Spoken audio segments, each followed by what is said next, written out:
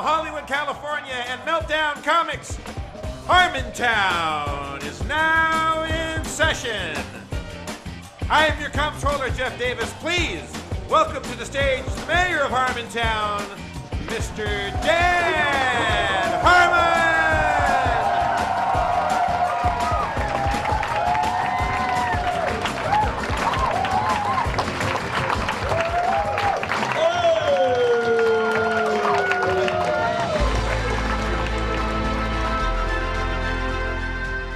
Way back in 2011, Harmontown began as a small comedy show in the back of a comic book store.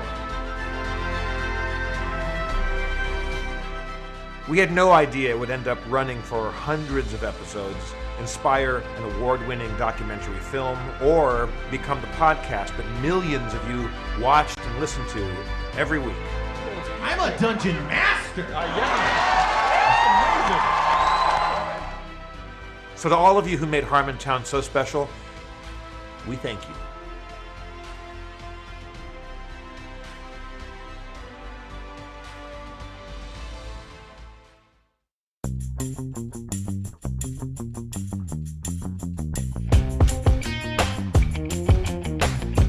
From various computers in various parts of Los Angeles, California, I'm very proud to say that Harmontown is now session. Hello, everybody. It's me, your comptroller, Jeff B. Davis. I'm sitting in a virtual double down saloon in Las Vegas, Nevada, because if I could go somewhere and not catch COVID, I would certainly go there to catch all manner of social disease. I'm very happy to be here with you all. Thank you so much, everyone who bought tickets. The outpouring of support for this has been very magical. And am I getting a little teared up? A little bit. You know what? If I really want to go full misty-eyed and nostalgic, just romantic daydreams and sunshine, rainbows, and lollipops, I think there's only one thing to do. And let's bring out your game master. You know him. You adore him. You want to nestle inside him like one of those Russian dolls. Let's bring out your game master, Mr. Spencer Crittenden. Oh shit! Nestle in me, bitch. What's up, baby? How's it going? Not much. Let's keep it rolling though. No one wants to see me. Yes, no, we fucking do. Yes, we do, Spencer. Shit. Yes, you have the required amount of paper towels back there in case if shit really fucking goes wild tonight. You are ready on on cleanup patrol. I'm on cleanup duty. Yeah. You're going to clean up duty. Speaking of cleaning up duty, Spencer, in the picture behind me, the men's room here at the drawing room, the double down in Las Vegas, Nevada, the happiest place on earth, the bar, not the city. The toilet paper is on a very heavy chain, and the toilet paper is so gross you'd rather just not use it. What should we do? Should we just sit? Why you got to lock the toilet paper up? Yeah, I need it for things. What we didn't tell people, Spencer, is that this actually isn't a Harmontown reunion. It's basically a launch of our new podcast. I'm kidding, of course. We should get Dan out here. Come on, what are you doing? Let's welcome out the mayor of Harmontown. His name is most of the title of the show, and he is the mostest of the showstess. Let's bring out the mayor of Harmontown, Dan Harmon.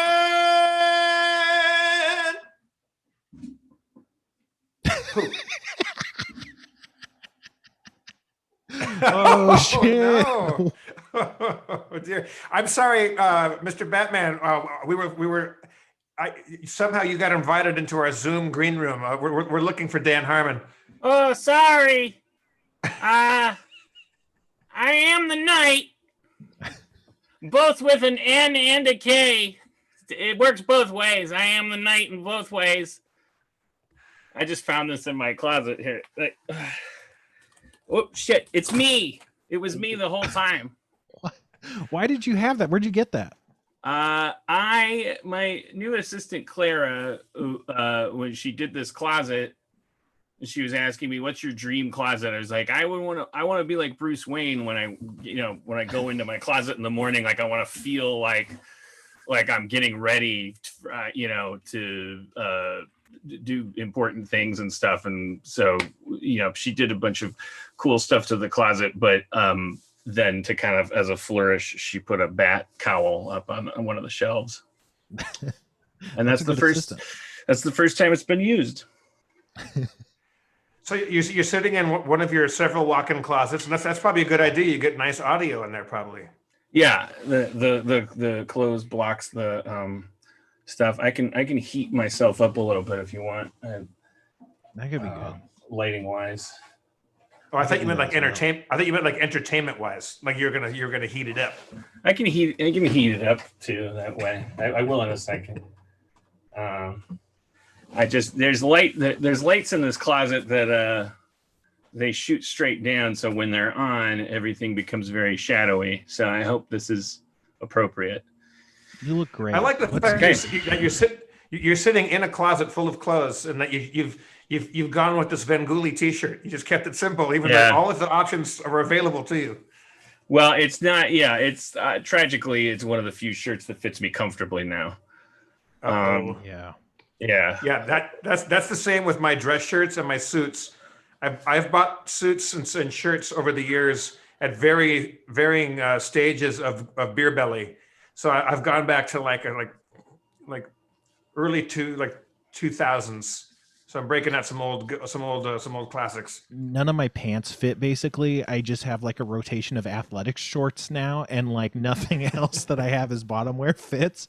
It's a real issue. It's no good. How has your pandemic been, Spencer, other than that? You know what's been sad about the pandemic is how little I've been affected by it. It's like, well, this was what my life was like, and actually that is profoundly sad. That's kind of like sadder than like it being like, oh, I can't go to the gym like I used to. It's like, no, this is about normal. Have the same basic amount of contact with people, and it's Yeah. like, man, my life is just disgusting and empty, and if it ever comes back, I should turn away from that pathetic lifestyle and try and lead a filling life going forward.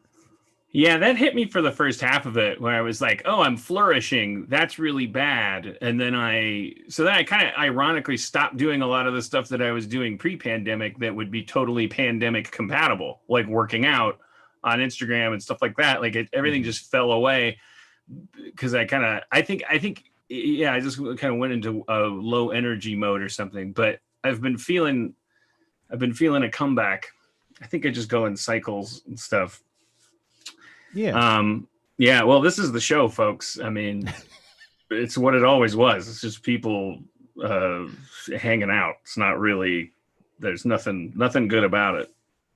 Do you have any Yeah, big rants built up from years off, or are you getting those out in like the writer's room, or? Yeah, what's got your hackles up over the last? What's in the news, Dan? That's got that you've got bones to pick, What's or in the news?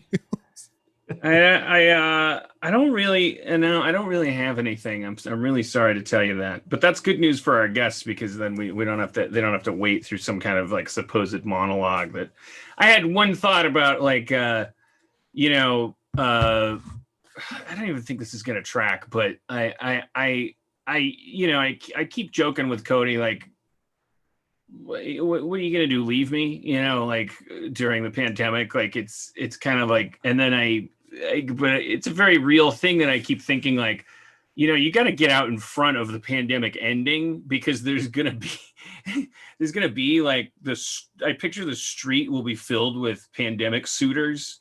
Like it'll be kind of almost a reverse Ulysses thing, where there's just going to be all these horny guys like flooding the streets, and kind of like they're going to know that they can call out to like a city full of mistreated women. They're extroverts themselves, and they've been like, languishing indoors and not being able to go to bars and hit on people and stuff. And all of those people are going to like run into the streets like milk and honey. And then, so it's like, I think now is the time, if you've been kind of taking your lover for granted, you should probably start pretending the pandemic's over, in terms of how many times a week you shower and stuff like that. yeah, I've let myself go. I put a suit on when I do one of these shows, but I've been wearing the same pair of jeans, I think, since March. And I put a suit on very, very seldomly, usually just for things like this. And it's the first time since I was like a little boy that I actually blew one of the knees out in my jeans. I have ripped jeans now.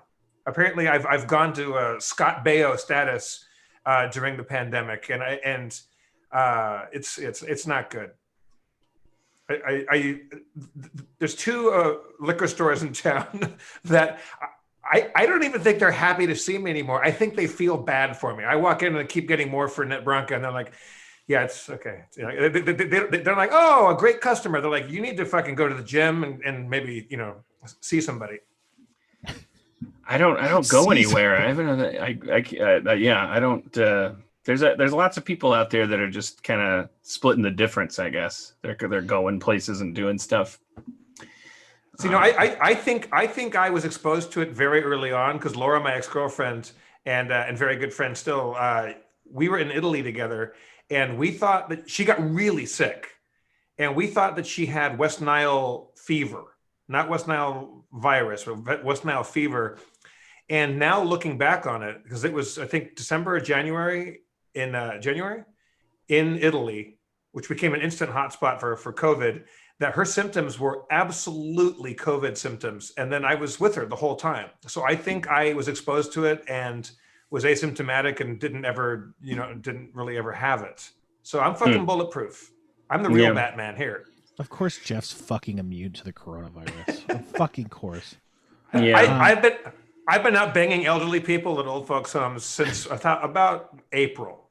I'm still confused about the rules, though. Like, from my understanding of it, even pre-vaccine, is, well, don't get it, don't risk getting it. Like when people are like, well, if I get it, I'll just, I don't care. I should have a right to. No, it's not about you. It's about you being an antenna for this thing that's going to kill an old woman you don't know.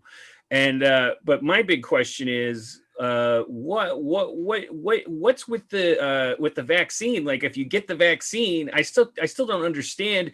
If I get vaccinated tomorrow, can I still carry the virus and then give it to other people who are still going to get sick? Because that's pretty much identical to not getting a vaccine, as far as the vaccine. It supposedly just kind of prevents a worse version of the illness. So you could still get sick. You could still be taken out for like months, but you probably won't end up at the hospital and have death. I don't even know how clear it is on like whether you suffer long-term effects like lung damage or whatever. You might still even get that. But yeah, it's definitely not ideal, but it's supposed to help prevent death, which is the best, the biggest thing. But you can still Hey guys, get it. I'm really sorry. I know I should be butting in right now, but I think Spencer is wrong about the vaccine, but I'll come in later and talk about it because I've read a lot about this.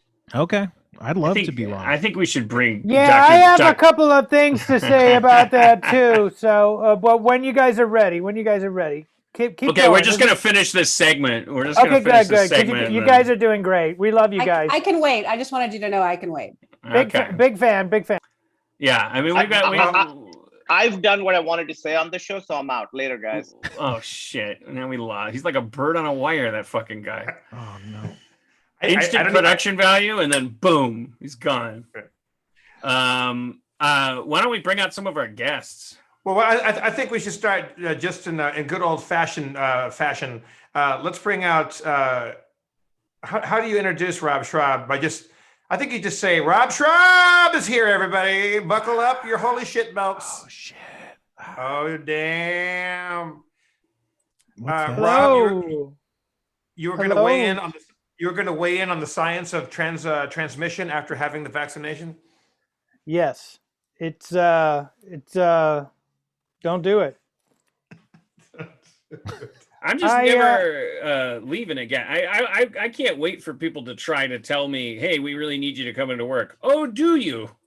Yeah. Well, I've got a year's worth of data to suggest you're bluffing.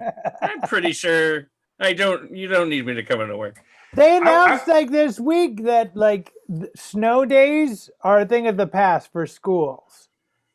The days of kids waking up in the morning and going, and the snow is coming down. They'll go, yeah, it's snowing outside. Can't go outside, but we'll see you at the same time. Yeah. Guess we get to do 40 more minutes of math, Snow Boy.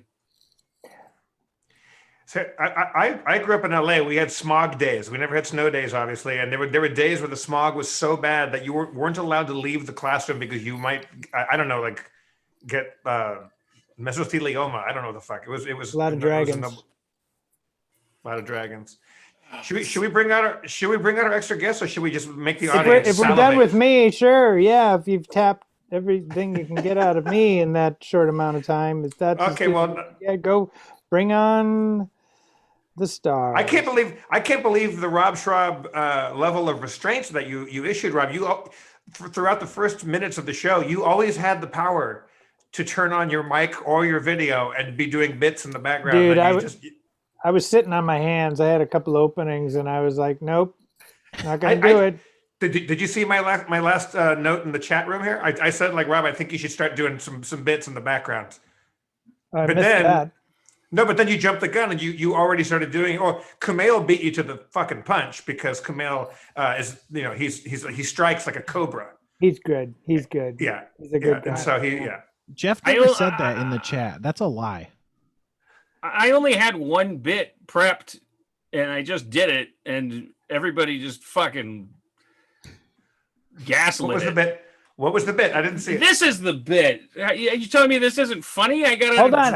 I gotta pin it. Hold on. Let me pin it. I got a drawer full of indiscriminately stored Emmys here. Like I'm treating Emmys like they're that's like good. a junk That's drawer. great. That's great. That's great. Your Zoom window is much too small. It looks like a lot of like second grade trophies from like you know, Little League and stuff like that. No, it was funny. Come on, it was good. Everybody. Well, maybe I'm not flourishing during the pandemic. Maybe I need to get back out in the streets for my comedy to work. I think that it's amazing that your beard has grown almost perfectly to reach the edge of your earbuds. It's perfectly framing your beard. It'd be great if you could take it off and go, I don't know what you're talking about. if my beard gets any longer, yeah, the earbuds will have to they'll take the thing up. When I put my shirt on in the morning, it's kind of fun because I go like, oh, I got a smaller beard, and then that's what Spencer looks like right now. I'm used to Spencer having that long of a beard, and it looks like he's tucked it in his blue screen jumpsuit. I shaved my whole ass beard. I was clean shaven, and I gotta tell you, I didn't. You shaved your ass beard? So upsetting. How long was it? The whole thing. The it was whole longer than my back hair. Beard. Yeah, my whole ass beard. All right, our next guest. See, I told you Schraub would take over. Fuck off. You know, everybody. I want you to take over. I was doing a terrible job. I really queefed it with that Batman mask. I want to say I don't care, but I do. You really queefed it with the Batman mask.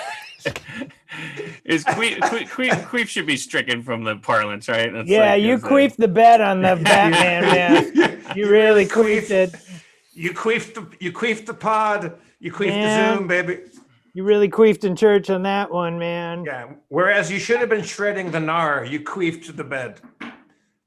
You know, guys, our next guests would be podcast gets, even if they weren't the George and Martha Washington of our podcast. They've got reunion value and regular guest value because they're prolific, they're hot stuff, they're... God damn it. Fucking people are paying for this. Let's bring them out. I'll pull the trigger on this. We're very happy to have them. And then when we decided, well, I guess I decided, I asked the group, would you guys want to do this reunion? Because I think people would enjoy it. There was no question about who the first people I would ask to have guests on the show. And here they are. I love them, and I'm certain that you do too. Emily V. Gordon and Kumail Nanjiani, everybody. Hello. Oh, shit. Wow! Holy shit! Holy shit! Yeah. Oh my god! Hi, everybody. How What's exciting! up, Emily? What's up, Kumail? Look at all these beautiful faces. Are you guys Emily, you look like you just emerged from a very successful 80s rock video. You look fantastic. That's correct. That is correct. I was on a motorcycle. I was shaking around. I did some stuff on a hood. I think it's going to turn out well. We'll see. Yeah. No, your hair is tremendous. You got this gauzy lighting. It's working. The Yeah. gauzy lighting is because your camera lens is dirty. Probably. Watch this. Let's see how ungauzy it'll get. It's dream lighting. What are you cleaning it with your hair? That was her shirt. No, they're animal print top. Yeah. See, now it's not dream anymore. Dream lighting. Are you guys in the same time zone as us and each other? Yeah, We have she's some right news over We're going to there. break on Harmontown. We wanted to announce our divorce on the show. I was It gonna very say, like- important that we were like There's like boxes in the background of Kumail's shot. And it's just like it's like the word dishes, and it's written sarcastically. Like you just tell, like you right. dumb The big- dishes. Sad Yeah, mac you and know, His cheese. dishes. And we just occasionally get glimpses in Emily's background of a very hot yoga instructor guy with no shirt on, with like a man bun. But he keeps bringing her out like mango lassies and teas and stuff like that. Yeah, and I just have faces drawn on my walls that are my new friends. First of all, I want to say sorry to butt in on the vaccine thing. No, I want to know. I feel like there has been it's been communicated so badly, so poorly. So the vaccines are really, really, really, really good. People should take them. They haven't like finished the studies yet, but the science says that when you have the vaccine, you likely will not spread it. And there was a thing came out today, an Israeli study that 90% it reduces transmission by 90%, and they're going to peer review it. But the scientists are pretty confident that once you get this vaccine, you can't spread the virus either. They neutralize it. It's not just that you don't have the effects of it's not just that you don't get the symptoms of it. It kills the virus. And when they say 95% effective, that means the other 5% that get it have very mild cases, and nobody ended up in the hospital. Out of like tens of thousands of people, when they say serious case, that was somebody who had like a fever for a week. So these vaccines are amazing. So I feel like everything he's saying is true, but also now you see why we had to get divorced. He won't stop talking about his vaccine. Yes. All we said, Kumail, was pass the butter, and then you go off. Anyway, these vaccines are really good, guys. We gotta get. Of course, I'm specifically talking about Nanjianimex, the third vaccine. It's my my GoFundMe. Go to nanjiani.tv.biz. We'll come to you. We will come to you. I've got the formula. I just need the infrastructure to produce millions of doses. I've got 5. I took 2. Bagel got 3. Emily didn't deserve it. Well, that's good news, and it is interesting how, I mean, like, obviously, I sometimes I think it's kind of a fortunate thing that the disease dropped during the administration of the fake news guy, and that the problematic portion of our little melting pot, like the kinds of people that even before, like way back in the way back, we used to laugh at them because they were anti-vax. Like, it's kind of nice that they were put in a position where they had to be like, what disease? And then because now the vaccine rolling out, which is going to inevitably be, it's not going to work right for everybody. There's going to be like big time, it's a life-saving vaccine that now has to be rolled out in a time of crisis. And like, it could have been a real political, catastrophe if it weren't for the fact that it kind of got pre-lapped in, I don't know. Sometimes I think it's nice how that stuff works. Well, something like 50% of people eligible to get the vaccine are refusing it. So it's not like this miracle rollout or everyone's buying into it, right? No, I know. I guess I'm not discounting that fact. I didn't mean to imply that because of the timing of all this, all those people are going to be smart now, or that they're going to take their vaccine. I just think, I'm not even sure quite what I'm saying. I was hoping maybe you guys would take it and turn it into a smarter thought.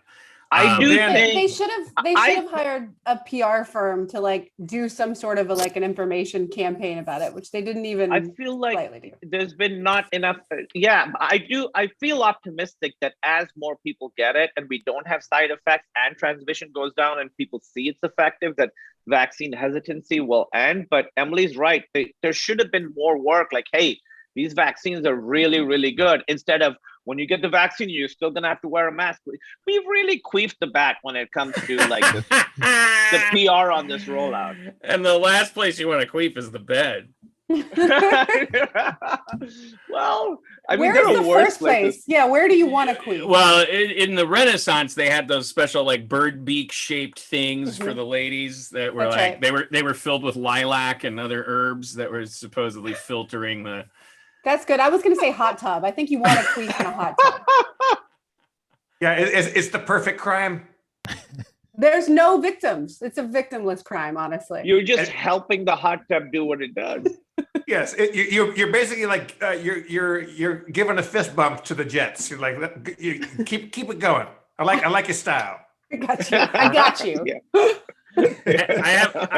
I have another thought. I was thinking today, like 20 years from now, even though 20 years from now, there probably won't be movies and TV as we understand it. There'll be holograms and Pokemons and whatever. But whatever the movies and TV of tomorrow, whatever popular culture is, and there'll be people telling stories and there'll be archetypes in those stories.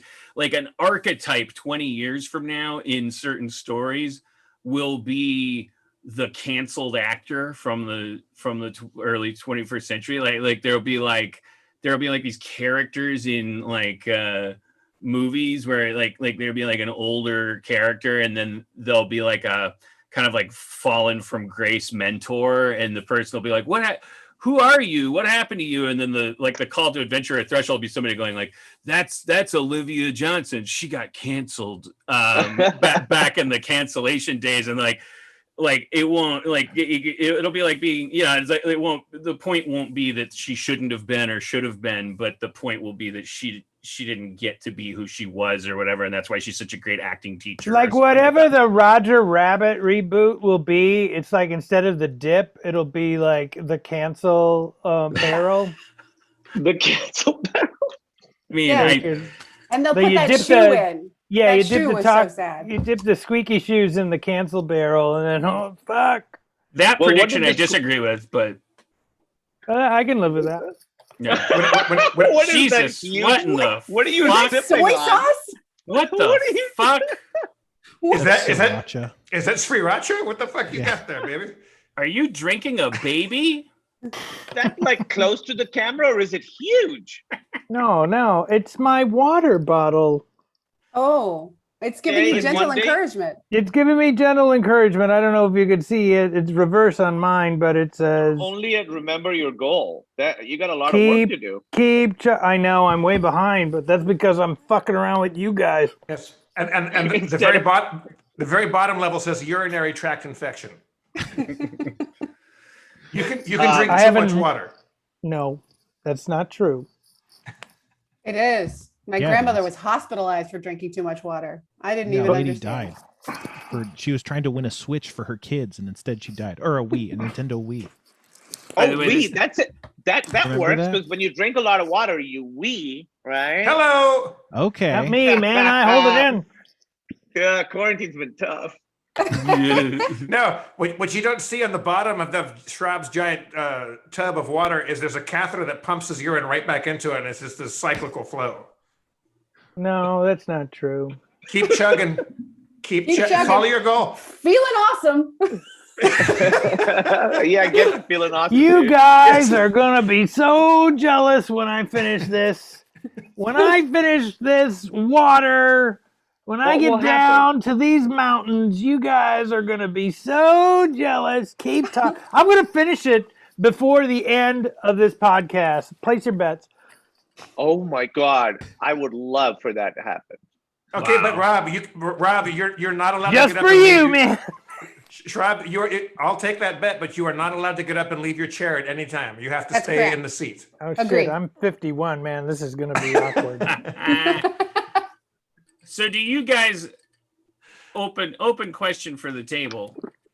who identifies as an introvert versus an extrovert? Like, and have you noticed, like, surely you've reconciled that with the pandemic? Have you gone like, I am languishing here because I get my batteries charged by other people and it sucks, versus, you know, and I like Spencer and I were talking about, speaking for us two introverts, I think like it's not. Do you like, talk to Spencer a lot? Like no, a I've lot? haven't Yeah, seen we've him been in- calling. we're- We've been on the phone. We're both every introverts. day, We haven't spoken a couple hours each day. It- It's it- important it- to us to touch base. You know, When did try you and stay talk to sane. him?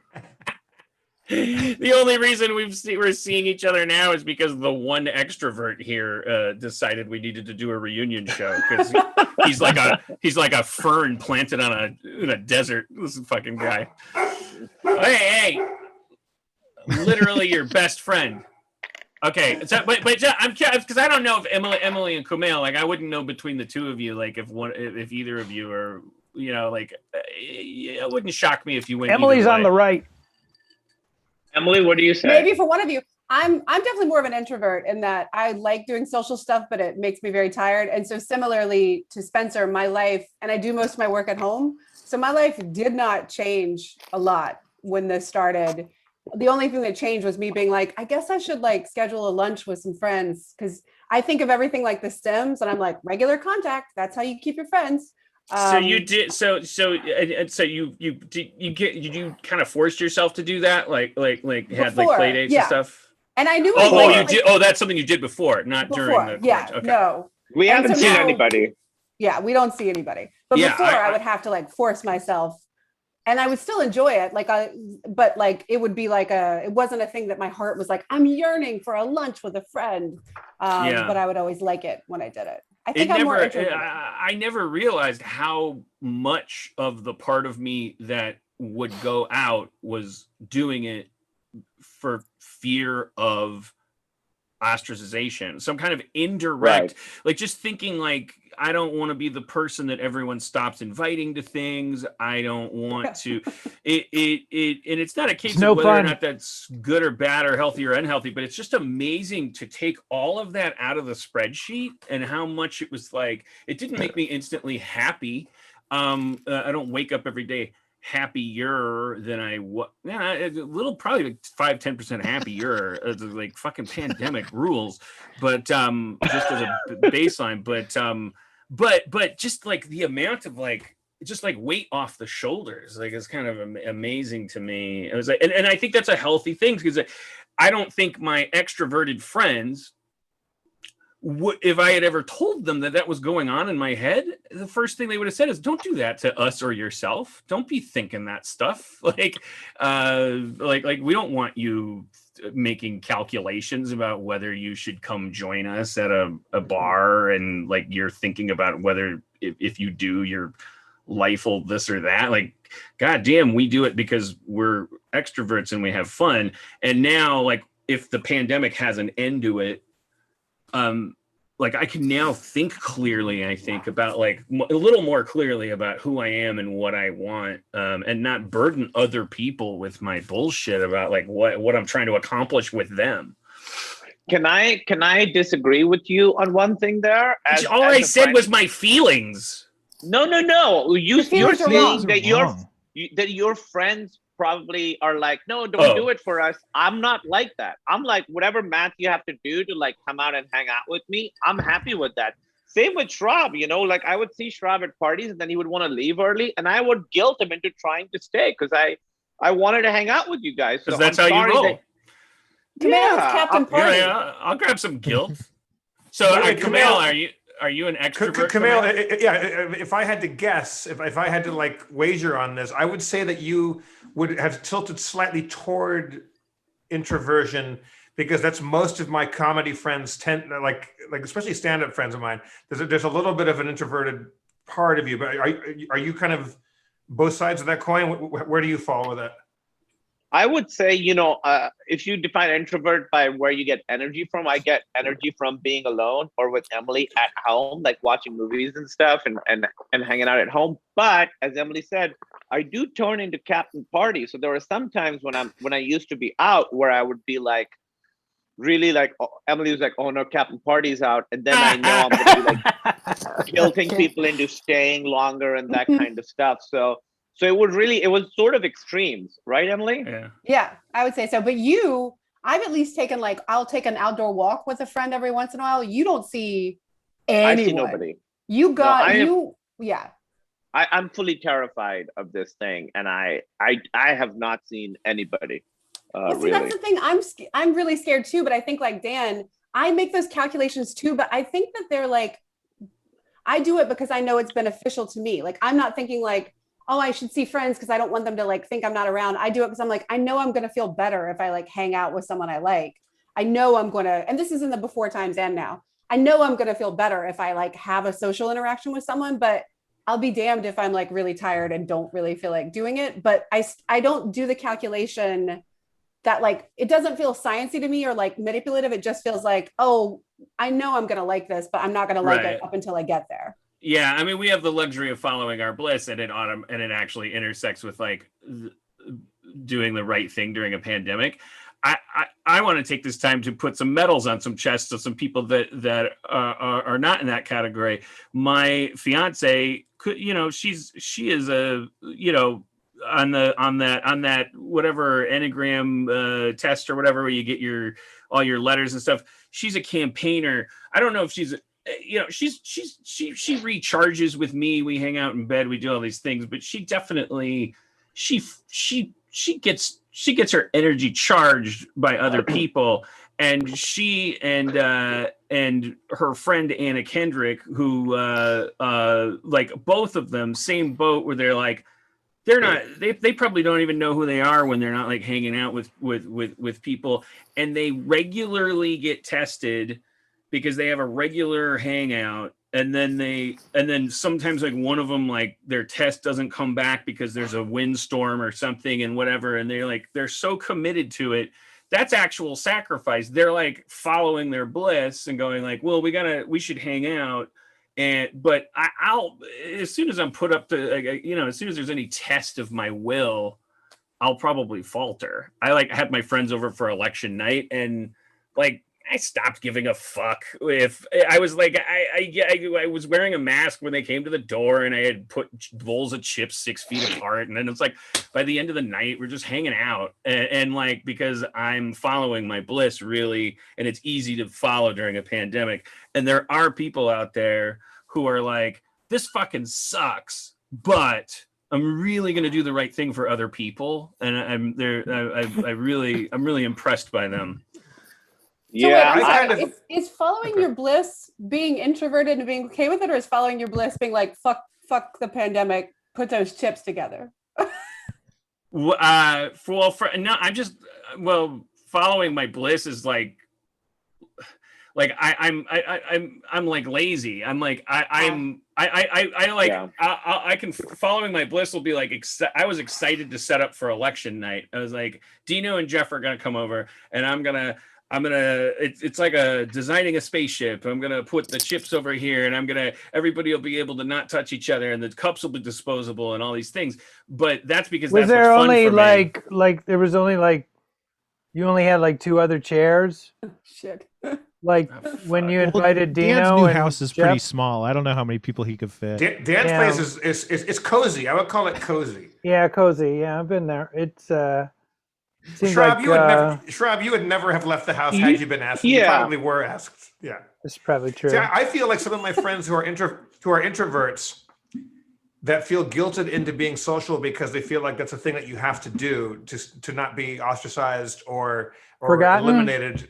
Forgotten? Forgotten. That Forgotten. they've Forgotten. used forgotten. If somebody got forgotten. That they've used their introversion and their love of staying at home as though they really are like safety freaks. It's like no, it's too dangerous to go outside. It's like, and they're kind of wearing that like a feather in their hat. Like they're doing the right things. Like, no, you're loving it. You don't ever have to do shit.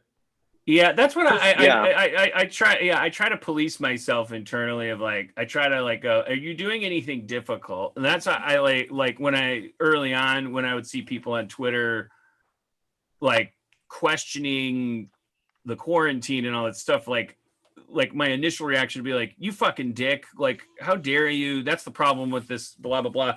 But you know, and I have to remind myself, like, Jesus Christ, like imagine this sucking for people. Like, when have you ever done anything, Harmon, that hasn't been a fucking blast for you? If you animation producer, and now it's a pandemic, and so now you can abuse labor while you do woodwork in your garage with a fucking Tony Stark camera system. Like, I it's fun. Like, it's not. I'm not. That doesn't mean that I'm not doing what I do for other people, but I always like have to check myself and go like, if there's a person out there that's like, I mean, it's like my mind is blown by like how many people must be just absolutely fucked in the ear, and if they're getting on Twitter and going like, you know, in a flurry of like people like shaming someone for not wearing a mask when they're jogging or whatever's happening on Twitter because people are engaging in their thing, and like you see some of these voices come up, and the people that you know, there's this agenda to it where they're like, it's not even, it's 99% survival, and you if you parse it through just them wanting one thing or another to be true, that you could get really mad at them. But then I think about like, oh, what if they're just not socialized to say this sucks for me? Like, which the ironic thing is, like, if they would just say that, and you see that all the time in social media when people get broken down into using their I statements on accident. They finally, at the end of a big fight, they start being personal and they say what their deal is. Oh, I'm an electrician and I was in Vietnam and I got one leg and I got a thing. And it's like, why didn't you just say that in the beginning? Yeah. And the answer is, well, because I was told that was weak. Well, also they sometimes don't connect them. They're like, well, yeah, my dad died 3 weeks ago, but that doesn't have anything to do with this. And you're like, oh, it doesn't? Yeah. Does it not? Well, this is what's really impressive about Emily, you know. So I've like fully turtled up. I am terrified. Like every night still I have dreams where I'm like, I can't find my mask. Although now, every now and then, there's nightmares of like, when am I going to get the vaccine? So, hey, things are looking up. But, you know, when we would go on a walk, I am very guilty of like judging people. And I'm not saying this is a good thing, who don't wear masks. So I'm that guy. But Emily will always like be like, well, you don't know what their day is. You don't know what's going on with them. So Emily's like this. Her empathy, she has like weaponized empathy. And she's doing it on purpose, that bitch. It kind of feels like, I'm like, I wish you weren't so empathetic, because then she's like, I just want to be angry at that person. Let me have this. Have you ever confronted anyone? I was going to get the Postmates, and Cody was like, you never wear your mask when you're going to get the Postmates. And I'm like, oh yeah, shit. And I grabbed a mask to go out to get the Postmates, and I thought I didn't have a chance to put it on because like the Postmates was already pulling up, and I did this thing that I thought was amazing, where the guy got out of the car with the food, and as he was approaching me, I waved my mask at him like it was a backstage pass. It's okay. And took you can the like food. block it. I wasn't like blocking it like pawing. I was more like, I'm cool. Like I get it. Like it was like I mean it was an unconscious move, but it definitely wasn't an unconscious like attempt to block the virus particles. It was an unconscious like, don't worry about it. I'm a mask guy. Like I'm a. You can trust me. Don't worry. I own a mask. I know. I'm friends with Ace Frehley's manager. Let me take this food and maybe cough on you a little bit. Yeah. No, I Spencer, I have not yelled at anybody, but I have gotten close. And you can, because you have a mask. But my mask actually has the lower half of my face printed on it. So I think. But Kumail, this is interesting to me that are you immunocompromised? Emily is. I am, and that is where all this is coming from. So it's all like, it's okay. all, realizing, I don't know, this is Go really for it. feels like Harmontown. It does. We're realizing, obviously for a year now, Emily and I have really spent all our time together. And I feel very, very lucky that I'm with someone like Emily. And honestly, our relationship has gotten stronger. And for the first time, I've gotten some sort of insight. People know, 12 years ago, Emily had gotten really, really sick. She was in a coma, all this stuff. So she still has that condition, 14 right? years this year, but that's okay. 14 years. And we're realizing that both of us have some sort of PTSD from it. Like, I don't want to, people who've been in wars and stuff, I don't want to, but there certainly is trauma associated with it. And we're realizing in this that this virus is triggering certain things for me that make me, it's kind of a bad thing. It sounds like I'm like ultra protective of Emily to the point where it's not healthy for either of us. That's correct. And so this pandemic has really like awoken a lot of stuff, and we've realized that there's the work that needs to be done.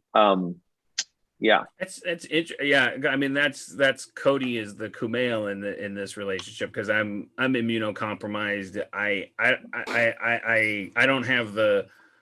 I knew early on. I knew that word was going to be like the new autistic or whatever, where it's like it's like people self-applying it. We're going to be. I don't know. I was like, I better not tell anybody, but like I'm in a category of person that if I get this thing, like I could be one of those people that eats it. And I'm one not of the dyers, as Trump one of the said. dyers. That's exactly what I was thinking. I was like trying to move around his moving around. I could be one of the dyers. Like, that's interesting. Like what if that was a quote from him? Like, I just realized like why he said that, because it was like the narcissism wants to get around things that are bigger than it. Like you have to be anything but absorbed by something. So he's like, I could be one of the and I was like, I could be one of the people in the category that shall we say terminates. But What? it's the truth. I mean, per my doctor, it's like I can't get this thing. And I don't have the same 99% whatever chance. And I told that to Cody early on, and she's been, I mean, that's just she's just living in this world. She just put that in her head and is just living like that. And the funny thing is, like, it's the same, I think, similar to you and Emily, because I now look at my behavior and I'm like, you don't give a shit if you get this thing. You're just hanging out. But now I'm remembering, like, I was like researching bleaches and things. I was like doing, I was genuinely terrified. Cody's like trying to keep me alive. And then I sidled into this, like, you know what? Like, what is life really? Yeah, you're waving masks at Postmate people. Exactly. Like, Do you get the vaccine? Do Emily and Dan? Do you get the vaccine earlier because of your condition? Emily does. I'm in the next year. Yeah, she's in the next one. I assume you would be too, Dan. Right? Yeah, I'm. Cody keeps telling me like, you can do this or that, and I keep going like, I don't want the vaccine.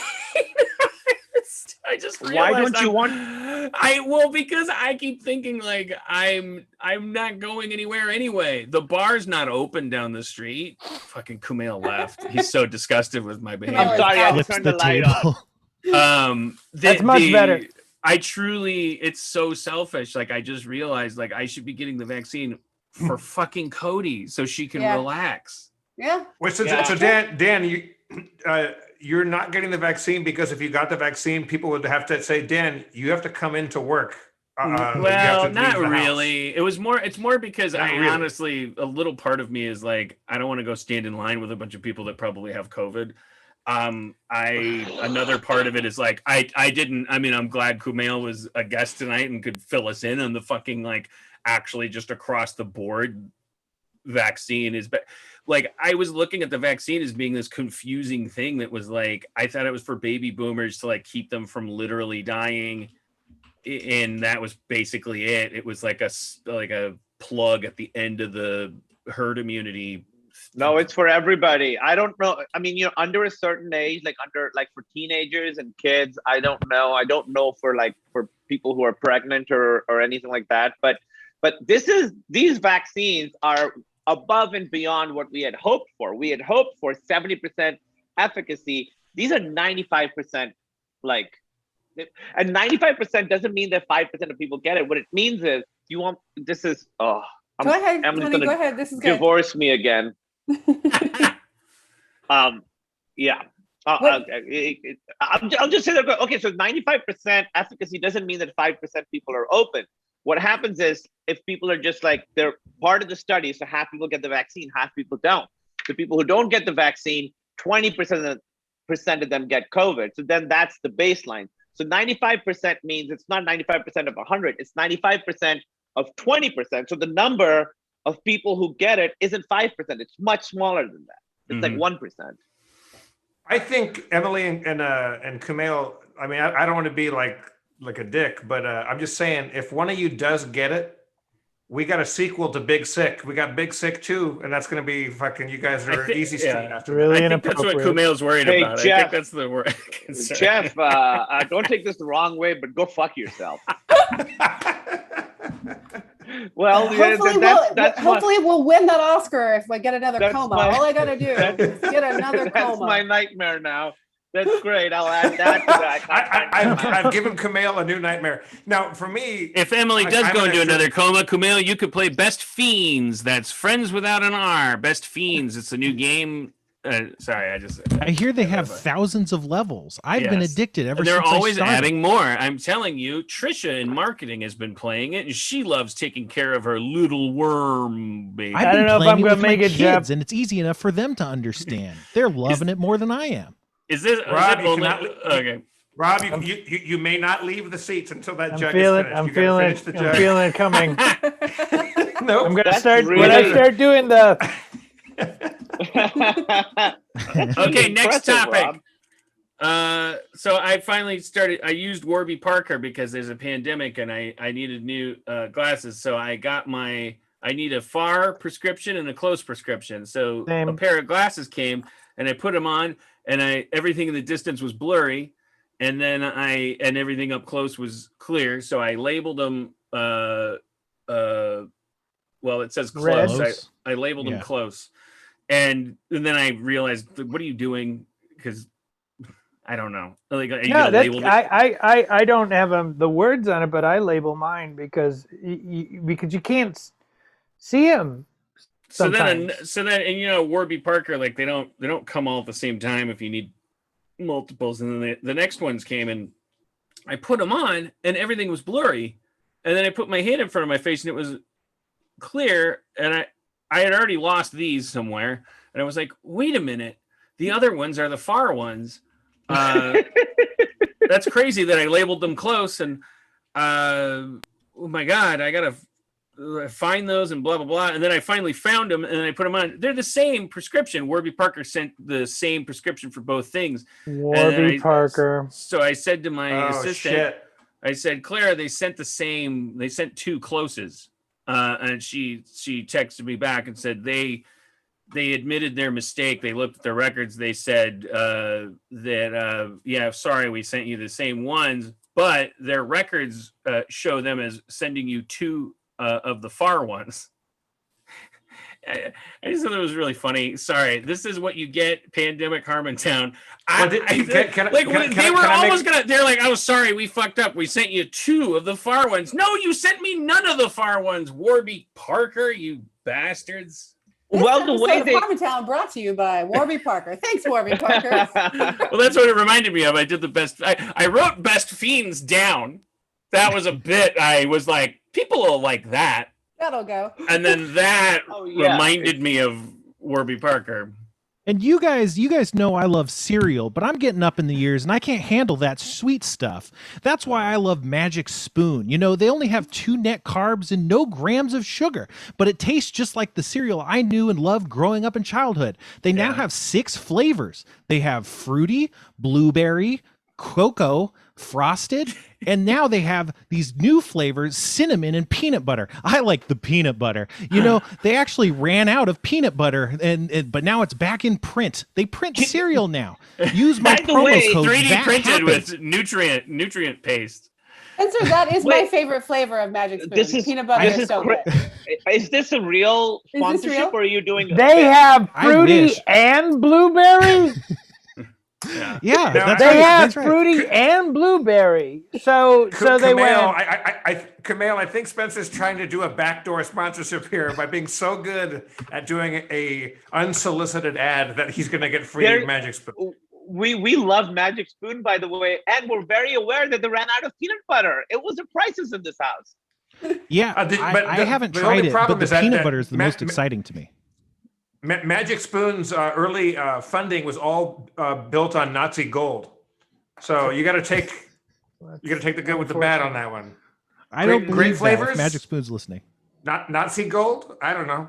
Have you guys seen the Instagram ads for the place? Because we all know the Blue Aprons and the whatnots. Like they deliver the meals, and the meals are kind of like they're ready to go, but they're ingredients, and then you put them together. but now it like evolved into this new thing that's like I'm so tired of and it's like a program where it's always on my Instagram. It's being advertised, and it's just like these young people are like, I can't believe no one ever thought of this before. And like, it's literally just frozen dinners, like coming to their house. Like, and it's because they're like, who has time to cook with Blue Apron? It's like George Jetson, like hitting the button and being like, I can't believe I have to hit this button. Like, it's like, I can't believe I have to, what if Blue Apron came already prepared?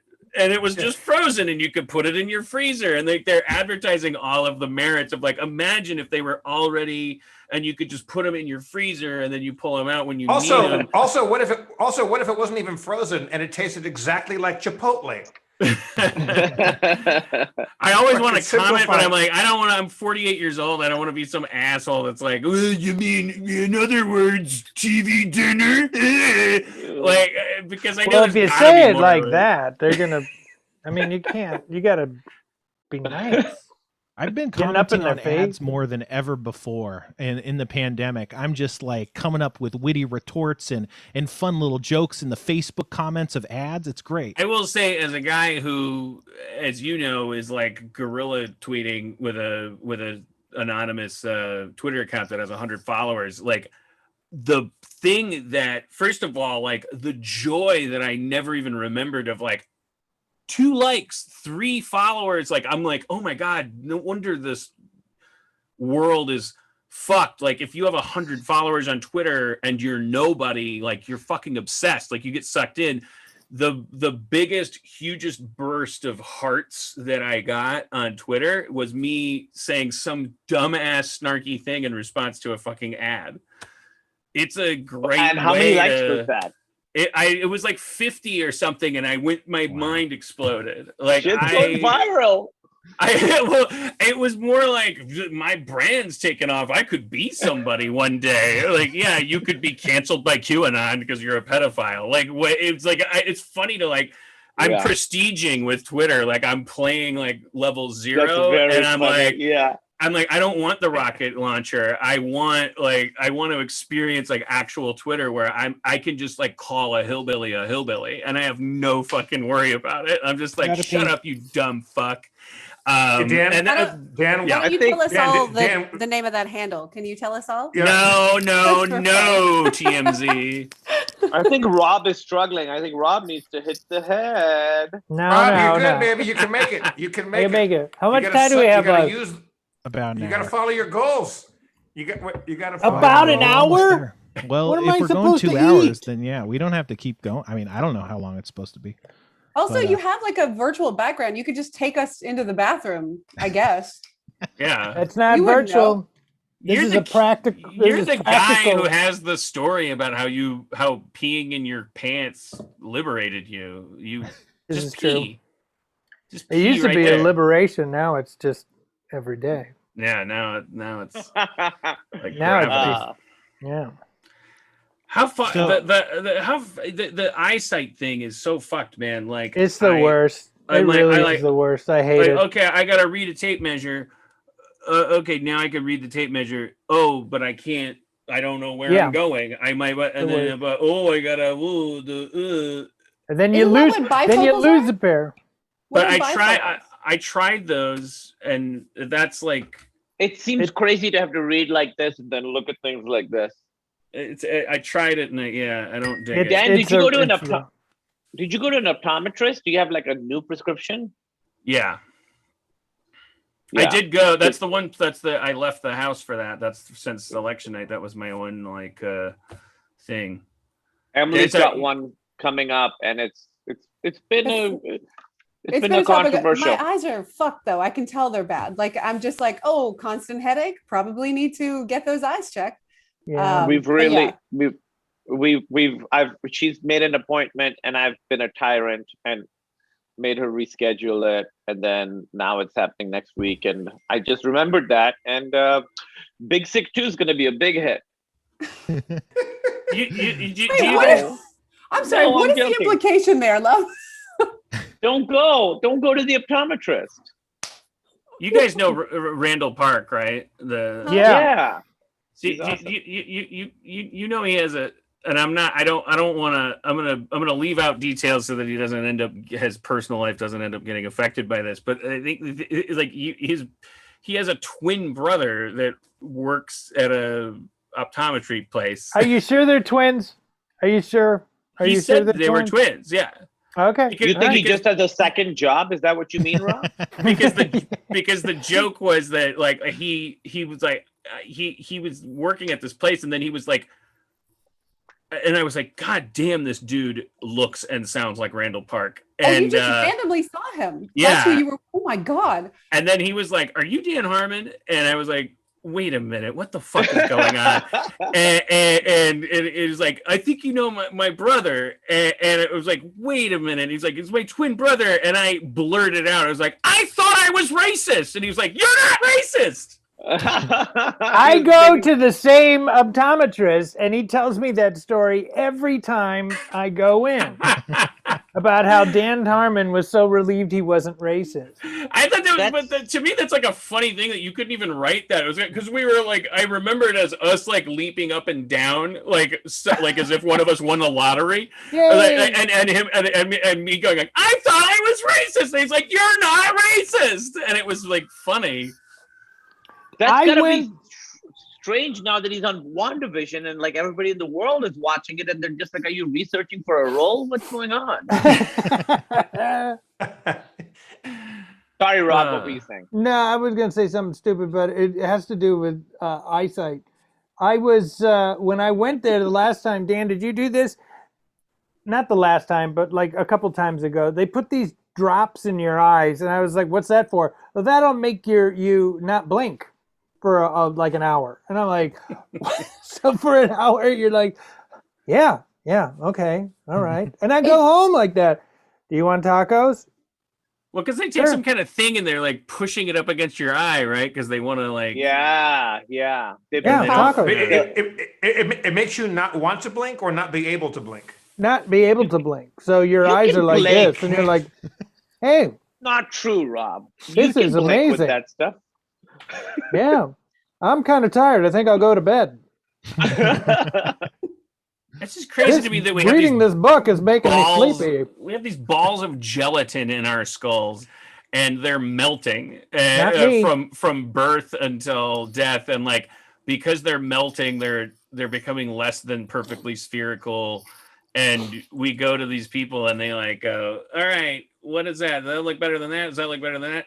And now I noticed like now the human element is all just follow up. It's like we're entering the concierge phase, as that anthropology guy that wrote those books would say. Like, pretty soon, I don't know if they're going to need a human being there, because they're kind of like the computer is zeroing in on what my prescription should be.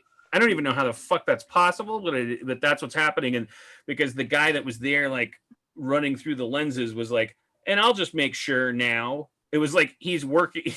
It's like Turner and He's working Hooch, for the you know, computer. like he's partners with a computer, like, and it's making his job more fun. They're solving cases, but yeah.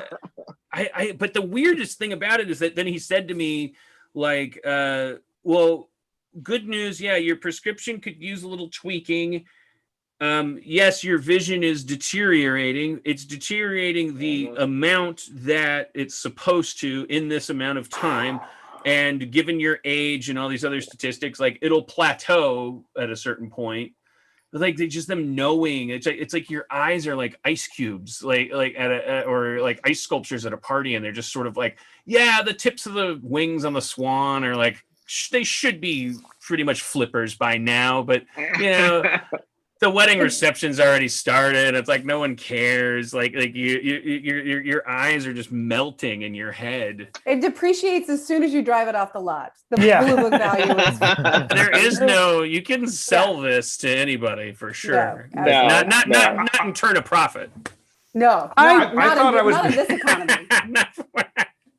I went to one of those laser eye places where you go in there and they're like, they fix just to see, because my eyes are getting it's fucked up, you know, like, but it used to be that I can't see what's in front of me, but I could see really good far away, but now I can't see far away or without my glasses. So I went to this doctor and it's like, oh, what they do is they slice the top of your eyelid, your eye, not your eyelid, your eye open. And then they kind of clean it out with a Q-tip and then they melt it back on or whatever. But people have said, oh, it's great. You should do it.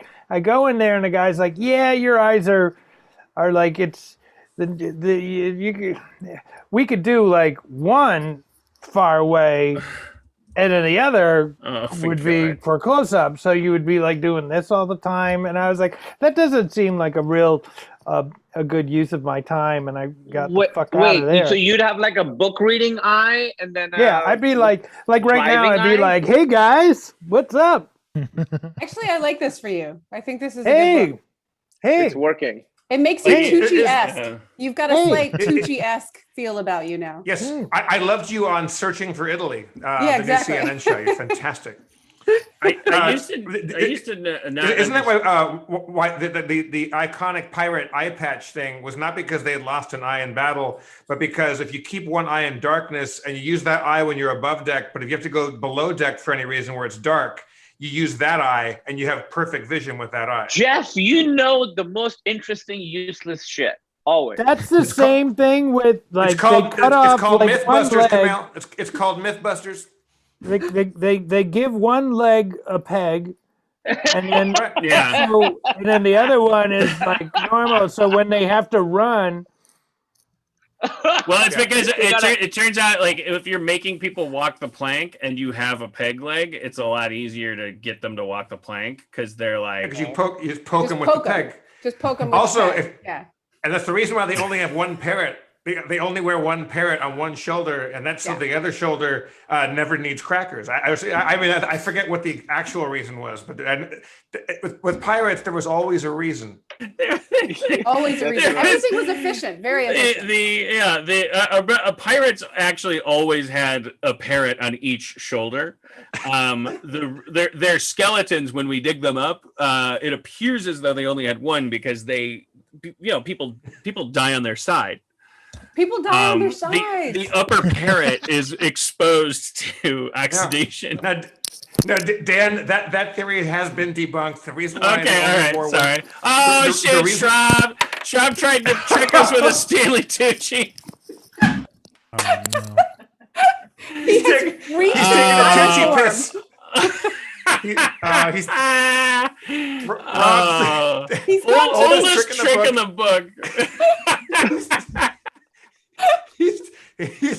he's taking a Tucci pee, everybody. Stanley 2P. He forgot to turn the He- green screen off. Like, Yes, so yes. it looks like went Stanley from a- Tucci's being overtaken by the fucking Death Stranding. Yes. Well, his new That's nickname. right. He went from Cheapy Peepee to Tucci Peepee. Tucci Pee. Tucci Peepee. Hashtag everybody. Hashtag Tucci Peepee tonight. It's going to be trending. That's amazing. Wow. I do love his CNN travel show because I don't love all travel shows, but I'm so envious of anybody that gets to go travel and eat good food. And Stanley Tucci is very charming. I kind of enjoy him walking around and eating a pizza, and you go, oh, I would like to have that pizza with Stanley Tucci. Wow. Hi, it's like Rob. you How were you never doing, man? gone. Hey, man. You've How's been your there the whole cocktail? tour. Did you Where's finish your Negroni? Where's your Negroni? I drank it all. Drink all my Negronis. Oh boy, I I'm have sorry. another fact about eyes. Did you know that your eyes don't grow? The size when you're born, your eyes are the size that they are for the rest of your life. What the fuck? Yep. That's why babies' eyes. Wow. Baby they're got all big, color. big, beautiful eyes. Yeah. Yeah. Hey, I have an announcement to make. It's only 6:11 here in Los Angeles, but on the East Coast, it's 9/11.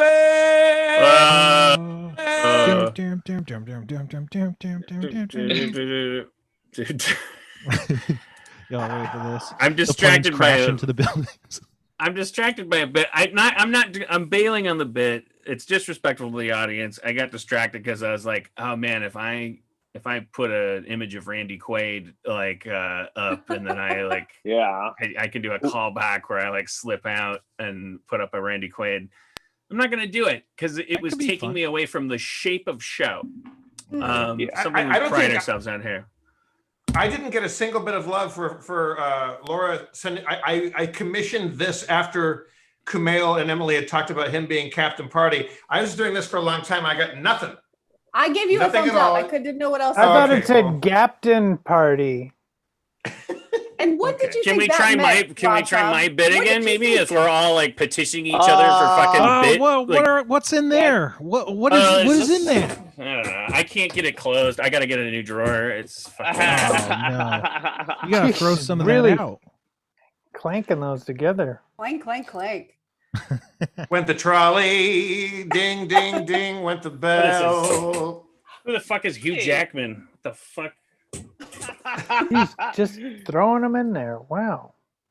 done for me lately. What's everybody watching? Whoa. I'll say it.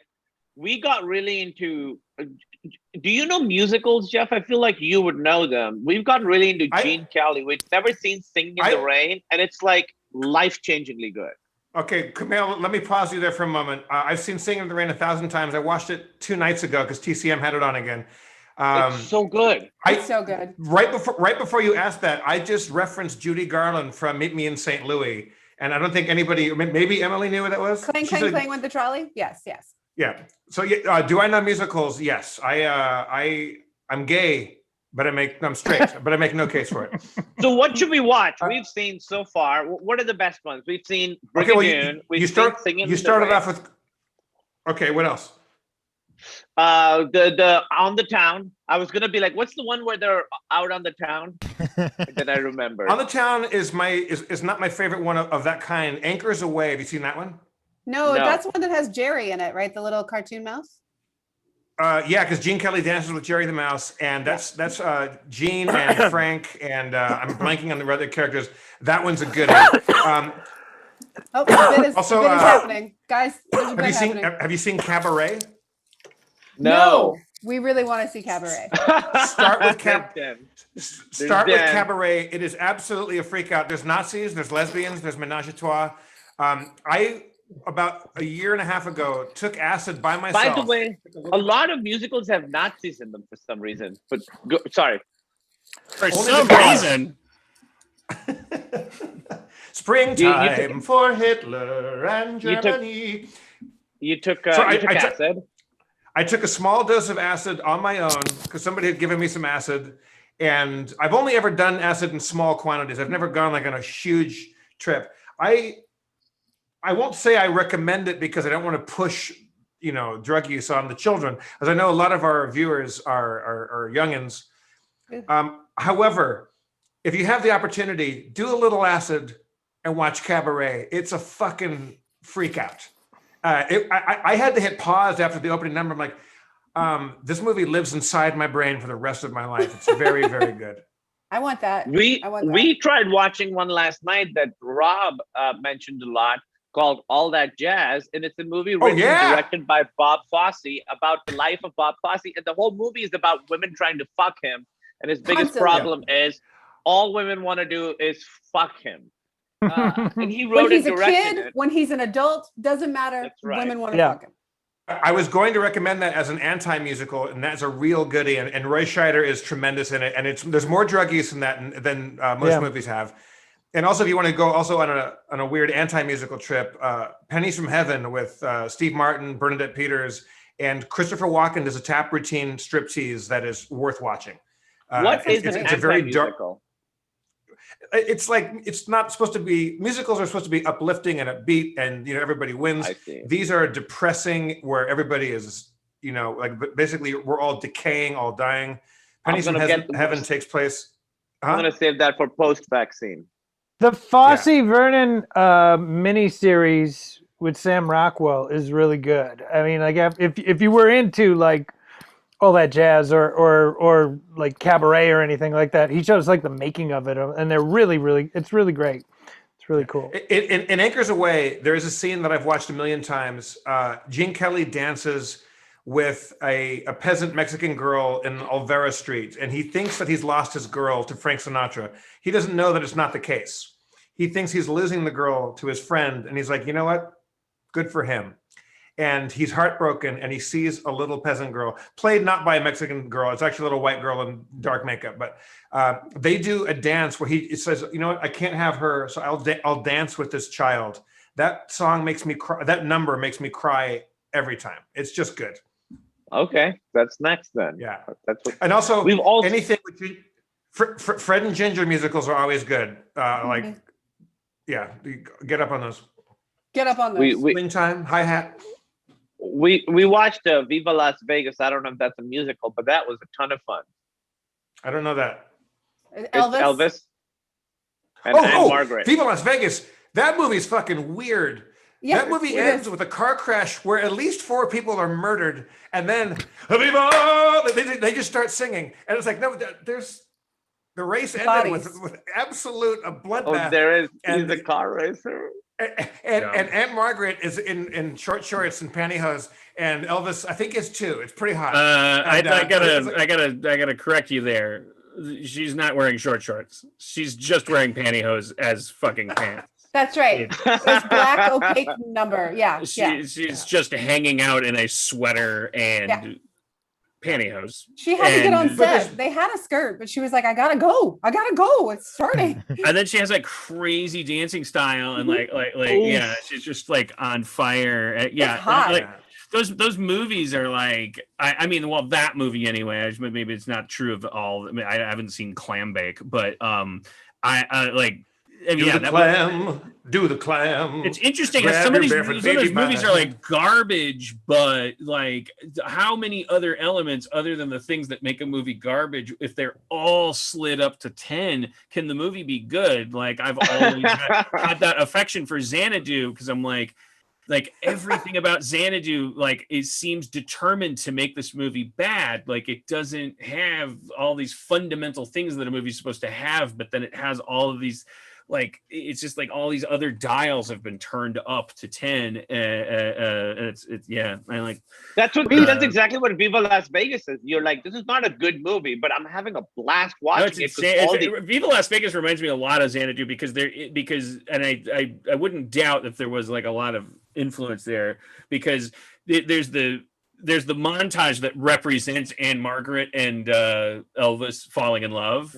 And it's like a montage of like that involves teleportation, time travel. Like they're just like cowboys and Yes. like oh well, let's just spend the day together. And like all of a sudden they're like shooting each other in an old west town, and there's no explanation for it. And it's very much like in Xanadu when it's like they have a thin justification for it where it's like, oh, I'm getting to know you and like let's roller skate through this place where records are made, which of course involves like all of the, you can hit a button and these things will come down and blow fog at you and then you'll turn into a cartoon bird.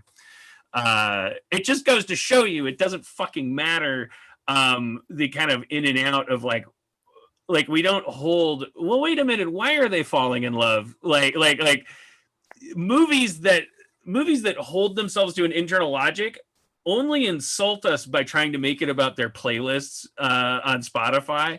They're like the 90s version of that, where they're like, you like the Pixies? I like the Pixies. And then it's like, oh, so that's supposed to make me believe that you'd take a bullet for her? That's your version? And then, but then before that, it was just like, oh, well, we're dancing, you know? And that's like, I don't know. We're not going to bother trying to show you logically why it is that you love this person. We're going to actually just express the feelings that you have when you love that person. And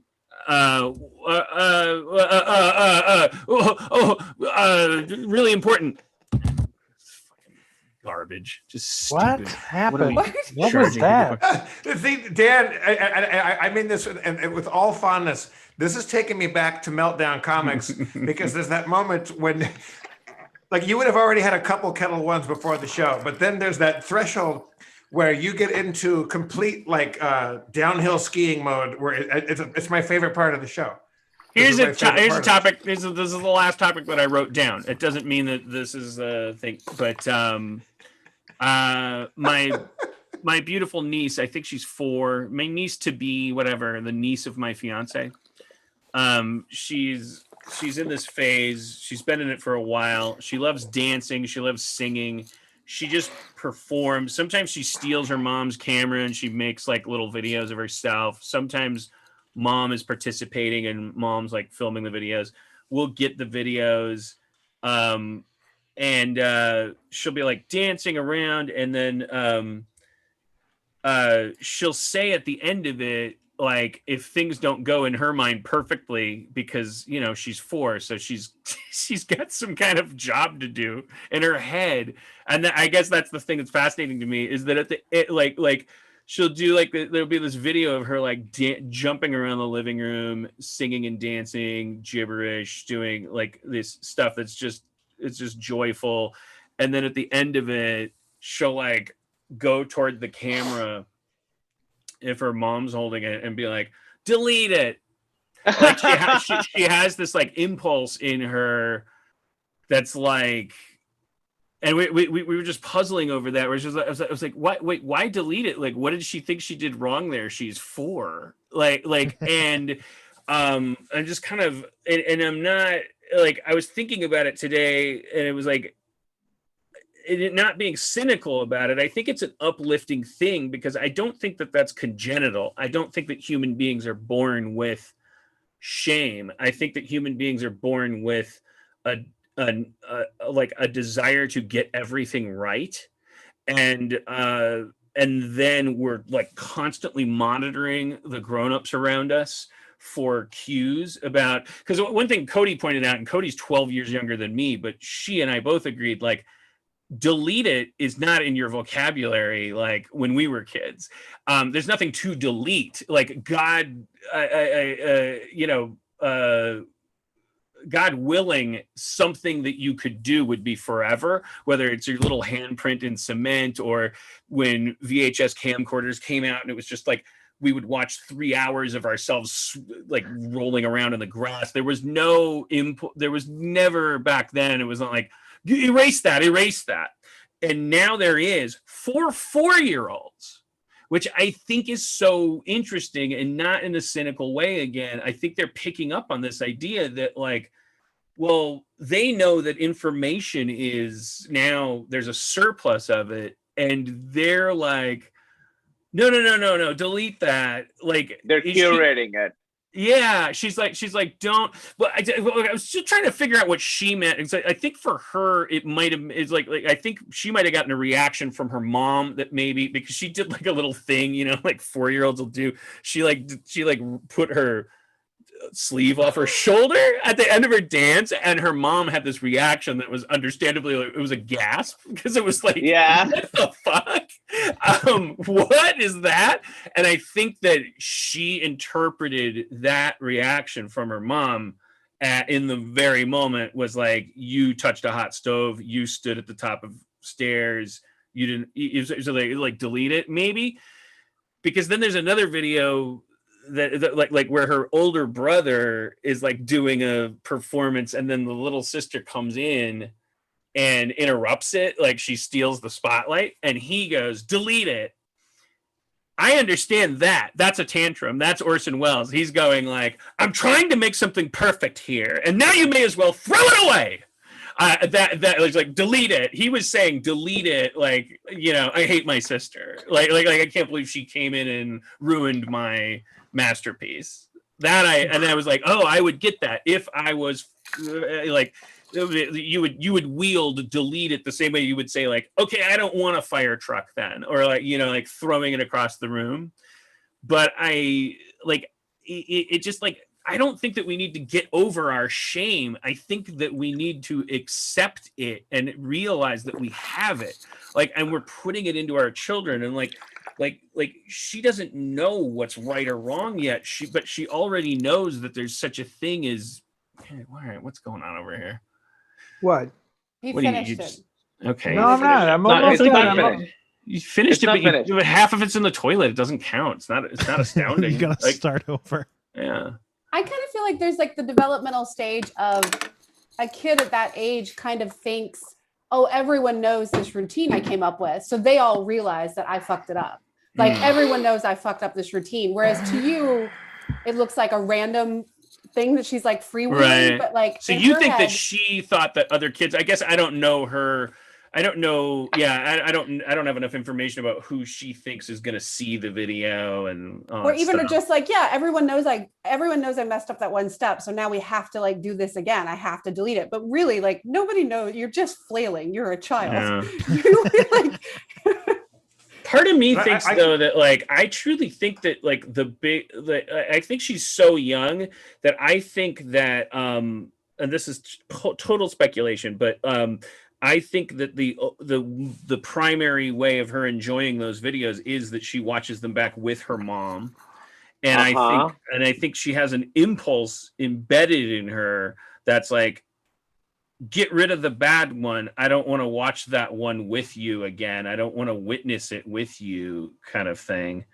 But that's just me simplifying something, because from my view, her life is simple. Like you said, she could have a whole fucking, she's got a master plan. She's the she's got a whole civilization in her world. Like she's got best friends, and yeah.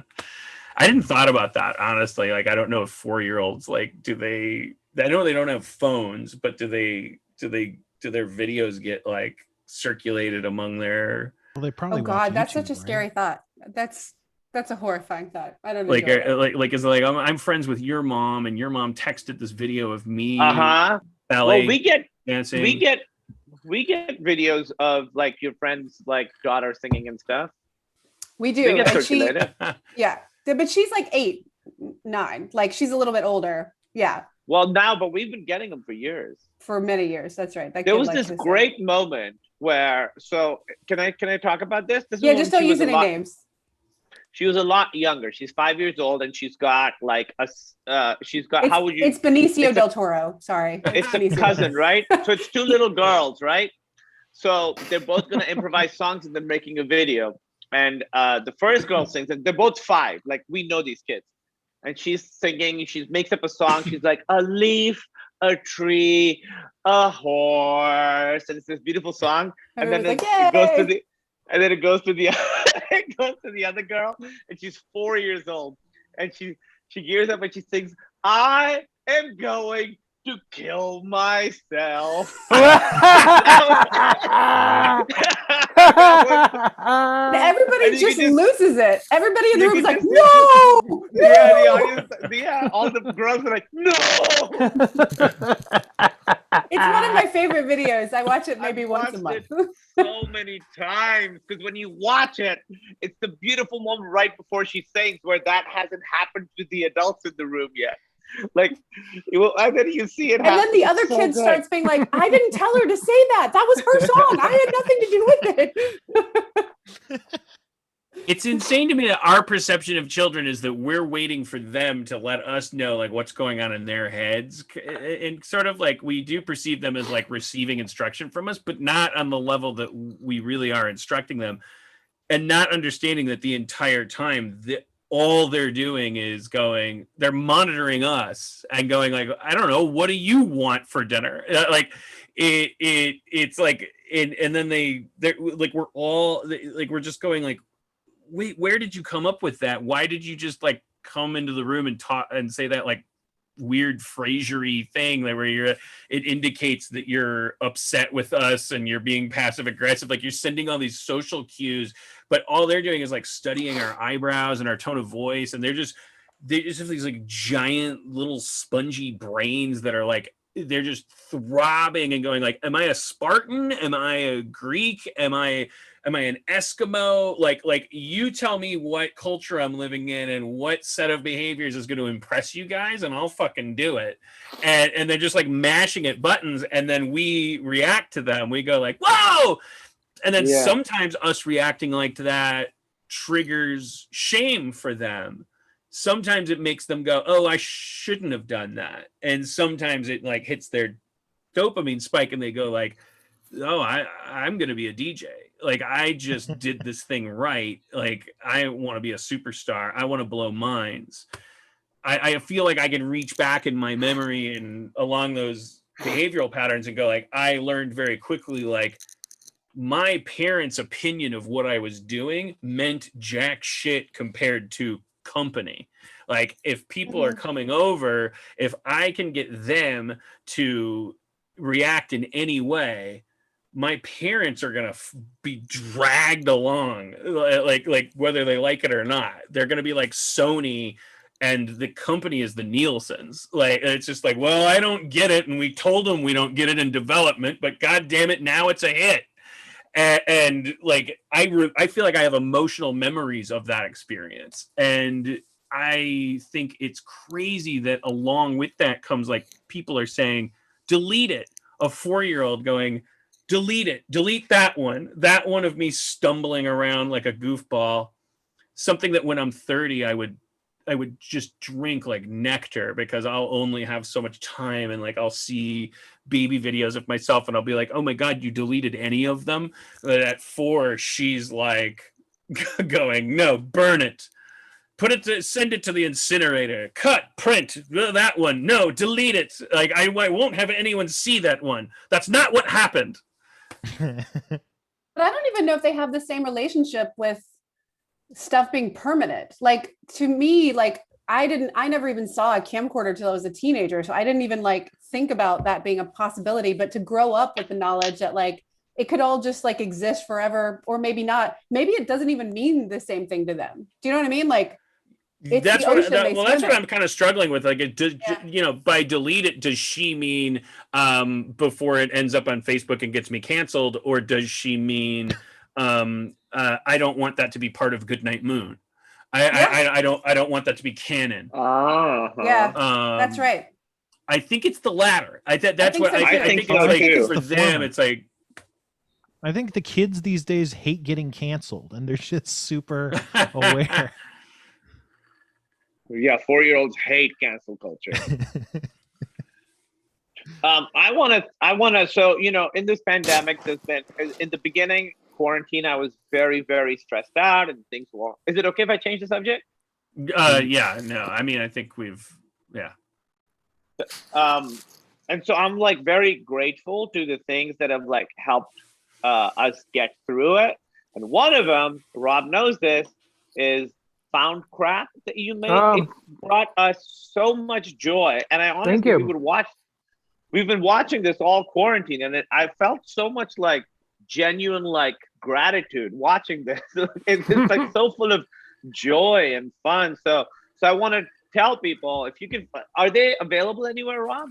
No, I've been doing them just live. You know, it's kind of like I'll do repeats every once in a while, but I'll just be like, tune in at 5:30 SchrobHomeVideo.com, and I'll show something. Callie's been opening the show with just playing music, and Spencer and Jeff have kind of interviewed her, and then we roll into clips like what Harmon and I used to do at Cinefamily at the theater there, and then we do an Unpack the Crap where we talk about the clips because people want to go, where's that clip from?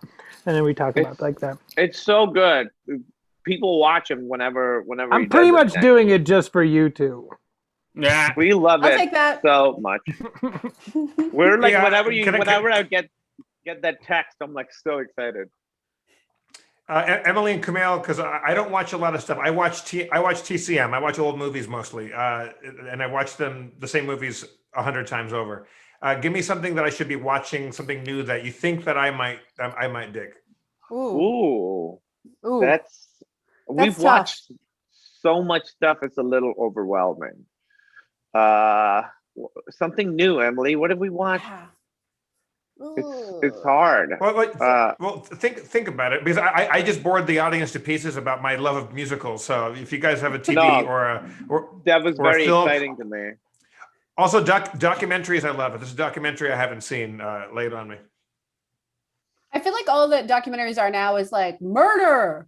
It's probably the husband, but maybe not. But it is always the husband. Yeah. Usually, It's all true crime docs now. I haven't seen any that are not true crime. I think the Michael Jordan one was good, and I don't like sports. that was good.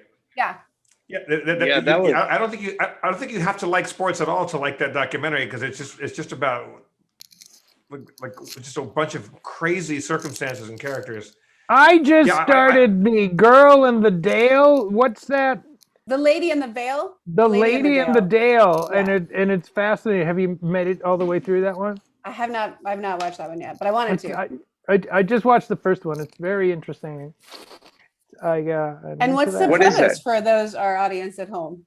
It's best that you don't know what the premise is.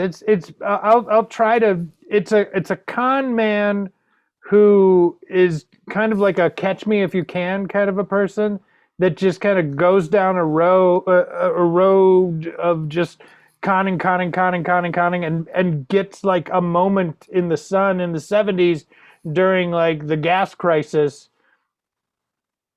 and is like delivering like this is a new car that's going to save the world. Oh. And then you find out a lot. Oh, it's like someone trying to sell an electric vehicle, and it seems like it's some sort of Elizabeth Holmes thing where they don't really have it. I don't know if it's an electric. It's definitely like that, the Elizabeth Holmes thing, but I don't think it's an electric car. I think it's just it's a car with 3 wheels, so they thought it would use less gas. That makes sense. That's One what- less wheel. Yeah, Yeah, that's where the gas goes. It goes yeah. to the 4 wheels. Goes into it keeps the wheels inflated. So I forgot about the Elizabeth Holmes thing. It was amazing that she was like, it's a box that tells you if you have anything.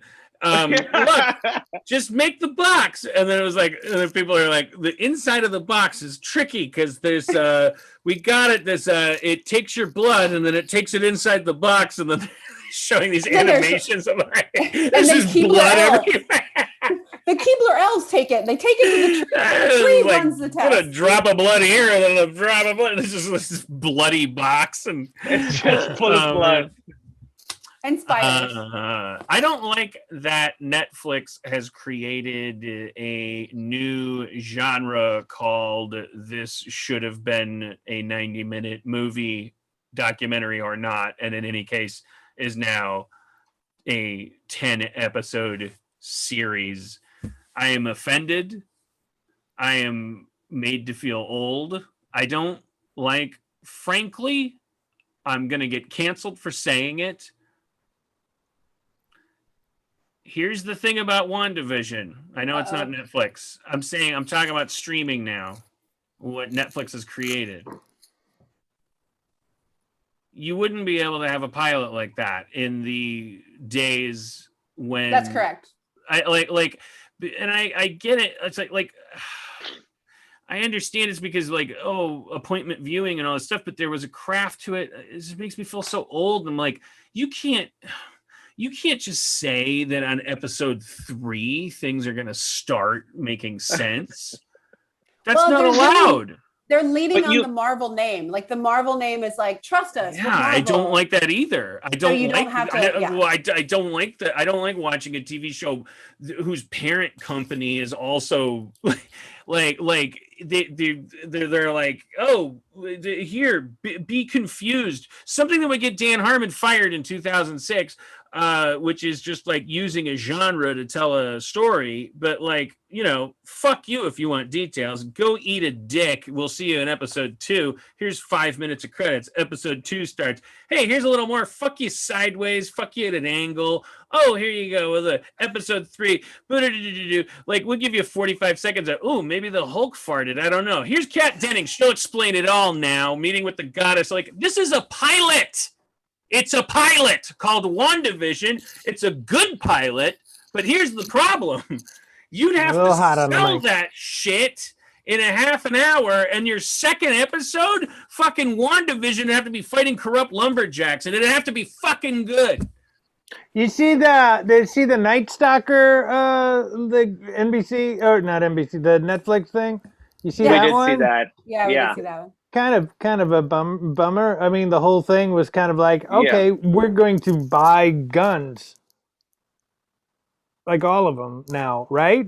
Oh, because you're scared. Well, for me, the weird thing was that the 2 cops that they follow don't do anything. They never catch the Night Stalker. We've had this argument. The shoe. They got the shoe print, Kumail. Yeah, all they do is over and over get the same fucking shoe print, and the document presents them as like the heroes. Like these are the 2 guys. They did nothing. There was another guy who got like in another town who got the bracelet, beat up a guy, and the guy was like, "This is who the Night Stalker is." Yeah. It was not like detectiving. They were just like, "Oh my god, look at that!" The guy's like, "I'm gonna beat the hell out of you." Yeah, some other person just beat up somebody and they told him who the Night Stalker was. There was no like detective work going on. Spoilers, He killed like 40 people in the same shoe, and these guys just like collected the shoe prints over and over. He killed 40 people in the same shoe. A rare shoe. A rare That's our guy. That's the one. Like there's one terrible crimes. They're like serialization. Serialization in television is like gravity. It exists. It will exist no matter what you do. Your job as a TV craftsperson is to fight it. I feel the same way about serialization and killers. If you want your television story to stay aloft, it is by fighting serialization, modularity, episodicness. That's why it's not a movie.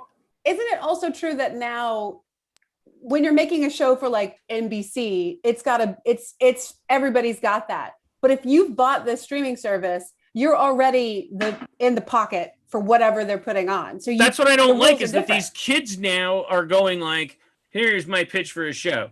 In episode 1, there's a zombie. And then it's like, whoa, what's with the zombie? But also he has a wedding ring. And then he takes a shit in the toilet's like, whoa, give me the wedding ring. And you're like, what's going on? I'll skip over episode 2 and tell you by the show. But here's what happens in episode 3. Here's my point. The toilet makes rings that fight zombies. Oh, that's a pilot. That's my point is that you can't like that's now how shows are being pitched. Like the market has been inflated. People are like now pitching streaming services. They're going, I have a pitch for a show for you. And they pitch a 10-episode story where they include, and I'm not just farting out of my butthole here. That's what streaming services want, though. I think I've been developing this show. I know, because they keep buying this shit. Yeah, but they actually went like, can you add some serialized element? Like they wanted to see more stuff. Yeah, and they're like, they want slow down. Whoa, what do you mean, Mork and Mindy? Slow down. Well, episode 1 is Mork, and then episode 4. Yeah, no. Whoa, season 1 is Mindy. Like, and there's an egg in the yard, and it's like, what's with that egg? Like, that's the problem. Is that it's like there used to be this like. For bad reasons, there was good things happening, which was like, we got to keep this audience. We have to assume the customer is always right. The customer in TV is an asshole who has no shits to give, tuning in at any moment in your half hour of derivative garbage and they could leave at any second, and you gotta hook them. You gotta hook them with fucking Kraft Mamma Jamma. And I think there's something I can't shake, like the goodness of that. When I watch these shows where I'm like, when I watch WandaVision, I go like, this production design is amazing. There is genius happening here. I've seen a lot of people homage the 50s era of television. This makeup and these sets and this cinematography, this is like great. But I'm like, God damn it. Oh wait, did you cringe, Rob? You disagree? You're like, No. oh, you're cringing because you're like, I can't believe he's going after WandaVision. Why? No, Let's I haven't all- seen. I don't. I was just I'm just saying, I man. got bored a little. I'm sorry. Oh, you I'm got- you keep got- going. It's just a little bit bored. Yeah, I mean, I haven't seen the show. I mean, I the wasn't going to old- watch it, but The old, but since we're on the topic of like Disney Plus, like anybody doing the deep dive on the Cat from Outer Space or the Shaggy DA or any of that shit, like Kate didn't know any of that stuff. I said, oh, we got to watch the Cat from Outer Space, and I put it on, and like 2 seconds in, she's like going, "Fuck this movie." This is What about like? fucking Do they have bullshit. like the computer wore tennis shoes and all those things? Yeah, they have that. They have like Escape the Witch World's Mountain. That is a weird Man. time of Disney where they were just like trying to figure it out. It's like, They were like what- Bunch of premises. It was a lot Yeah. of premises. yeah, it's really strange. You see, like What you know, about the cat cat from from space? yeah, Yeah. it's Cat from Outer Space. He's got a magic necklace that makes him move shit around, and his lips don't move when he talks. And Wasn't hey, there one that you was like know? $1 million something, or the goose with the golden, something like that? There was one like that. Yeah, watched all there's- those. Yeah, Wasn't they're- Kurt they're- Russell in like 15 of them? He Oh, was. yeah, yeah, like yeah. it was, they had actors in the stable. It's like Kurt Russell was like friends. Jodie with, Foster too. Who else? There was another guy that was in like all those Disney movies, and like he and Kurt Russell were buddies because Frank it was- Johnson.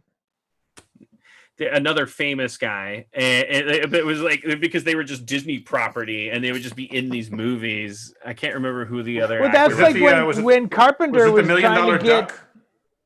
Yeah, that's what. That's Yeah, there's one. $1 Million Yeah. Duck. That's exactly the one I was trying to think of. Yeah, yeah. It's just it's like the two Love things Bug and stuff. Combine them. Yeah. Car that talks. Here you go. Cat from space. Here you go. Guy got really smart. Here you go. Yeah. Make a movie. Yeah, Camille, make a new I one. like them all. Camille, make a new one. What's a new one right now? Go. Do it. Do it. Oh my God, a dog. He is a serial killer. That dog, he's a serial killer. It's not. I mean, that's. It's not Cujo because it's like the dog has an MO. The Yes, dog has a correct. signature. Like the Yeah. dog is doing it for a reason. That's the It would dangerous be. thing. It would be It's interesting also to. like we found urine all over this body. It's the third time with somebody Yeah. peed all over this guy. And I think it's called The Best Friend of Sam. That's it. What if you did like one in that style Spot with the that Ripper. music and like the same like voice casting and stuff like that, and the dog is walking around? It's like, wow, what about her? What about her? That's my type. Yeah. Do you guys Nobody's think dogs understand the length of the walk? Because I feel like sometimes Cody and I are like, I got too much going on. Yeah, me too. And like we'll take them on our what we call the short walk, Or which is we take them you're down. tricking them. You're tricking them into thinking that they've done the full walk when they I haven't. truly don't think that their behavior to me seems like if they don't get the walk, they start going out of their goddamn minds. But then it doesn't matter. I think it's a human thing that it would be like, that walk was hardly anything. Like the ritual of harnessing them up and taking them out, like I would take them down to a cul-de-sac and we bring them back up. Cul-de-sac? What am I fucking Oliver Yeah. Twist? We'll let it go. But or we'll take them around the block, 85,000 blocks. Like they act the same when we bring them back. They're never That's like their television. That's their TV. Yeah, but They- they don't. If they get 2 minutes of Knight Rider as opposed to 22 minutes, they act as if they've seen a whole episode of Knight Rider. That's Are my, they pissed where they're like, this walk didn't have the full story? I don't want to go on Right. the third walk. It from feels like now they to just like really know. sniff shit, and I'm like sometimes I'll let them sniff shit until they're done. I always do. Cody's like, she's not above like, come on. And I'm like, how? Whoa! But like they'll sniff shit, and then like you take them around, they're just sniffing shit. They're barking at other dogs. Then they get back home, and they're like, "Thank you." Like before that, they're like, you'd think that you were killing them by not taking them for a walk. They're like, you go for a walk. You haven't come in for a walk yet. And then like but you could take them for like a 2-second walk, and then they're like. It's a binary. Finally, I'm exhausted. Like they don't. It's like they have like a circadian rhythm or whatever you call it. Like they understand days, but they don't understand hours. I think But it's similar this sounds to like Dan. Go ahead, Emily. I think it's similar to like ladies like me, for instance, going out sometimes where like getting ready to go out is like the most fun part of the night. And then you get there and you're like, this sucks. Why am I here? And then you're like, I can just leave now. So the putting on of the harness, the anticipation, that's the money shot. The rest of it is like kind of useless. Maybe. That makes sense. That makes me able to relate to it too. I think I felt that way too about going out, where I'm like, I don't need to be out for 6 hours just because I haven't been out for 6 months. I do need to have gone out. It's like a punctuation. I need to have gone out. That's what it is. I need to. Emily always says, she's like, the best part is having said that you went to the party. Yeah, Oh, it's like so fun. it's like the typewriter going fring, like at the end of a. Like, otherwise, you're just like typing forever, and the dog is perceiving that the typewriter cylinder is going out the door. There, I made it understandable with my metaphor. With my keen understanding of old timey typewriters and dogs, I have as of the situation. Everyone gets it now. Dan, have you still been playing Death Stranding, or have you stopped? Have you given up? I stopped. Death Stranding drove me back into woodwork. Was it the problem that it was just that the game is walking and trying to balance, and it's like that's the game? I'm not sure. Here's an alternate theory. I had peaked with Satisfactory, and like whatever game I played next was going to be like just whatever. Wait, what's Satisfactory? It's like Minecraft, but you just make machines and factories. It's really great. Oh, it's the best. It's really good. Satisfactory. You make like a mining machine that pulls iron out of the ground, then you process it. The Satisfactory. That's the play on words. The name, but it's so great. Yeah, it's just like that's. Yeah, I love playing making Hitman. factories. The new Hitman. It's really fun. And we're doing Lego. We're putting Lego stuff together. Yeah, we made That's a Nectar one, and now we're making a Batwing from the 1989 Great. Tim Burton Batman. Yeah. I've been streaming. I stream on Twitch, you guys, and I'm plugging that twitch.tv/thesixler. But I've been playing Minecraft again. I don't know if you've played vanilla Minecraft in forever, Dan, but like they made a Nether update where like the Nether's got all this crazy shit in it now, and they just made a Cliffs and Caves update. So there's these massive underground cave complexes that are submerged.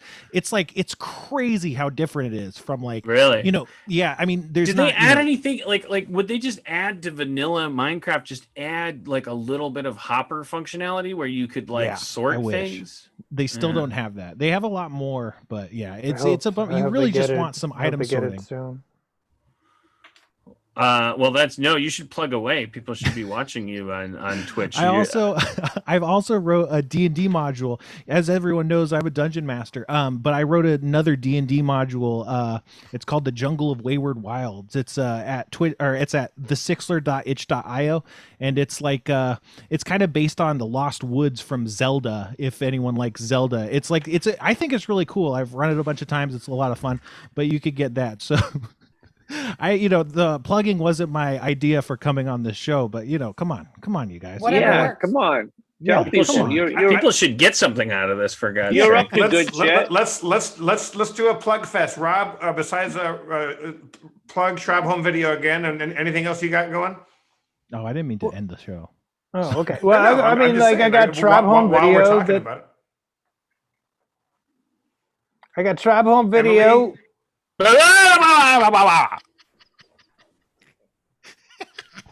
Go ahead, Rob. TribeHomeVideo.com. Like every Sunday, I try to do something. Follow me on Instagram, Twitter, and Facebook to find out when and where. I like promoting weird stuff. Check it out. Also got a lot of t-shirts on sale. We bought 3 of them. They're fantastic. Pretty good. Get that Really, Tribe and- blend. I gotta tell you, that's a good quality shirt. The actual material. Oh, it's really? Good. It's not that hard. Yeah, it's not like Nope. that weird thick. It's like a good quality shirt. Yep. Yeah. We Yeah. bought 3 of Kumail them. and Emily, you got anything to plug? I'm going Emily? to plug washing your hands, wearing a mask. Wow. Yeah. Yeah. Well, I, .com. .com. What do you Uh, do my- from you ruining your hands? Like my skin's falling off. Like I'm washing it so much. You got issues. You got to moisturize, Jack. You Get gotta some moisturize. some I moisturizer do, next but- to the soap. But then I'm just washing my hands again. Well, Emily, what do you plug? I'll I mean, that plug, was the it, non- basically. Yeah. I'll plug the Nanjiani Max. That's the vaccine I got. It works really, really well. It's a good work- vaccine. It's a really good vaccine. I think it's undersold. Check it out, New York Times. Give us a good review. It's Uh-oh. kid tested and mother approved, as That's I understand right. it. Strong I wrote a on jingle that. for it. But it's made for a woman.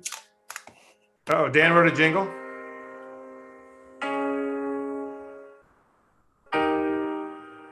Nanjiani Max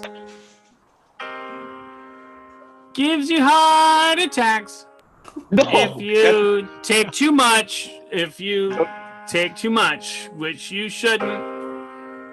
This tempo and it's not conducive to freestyling. I don't know what that was, just random chords playing.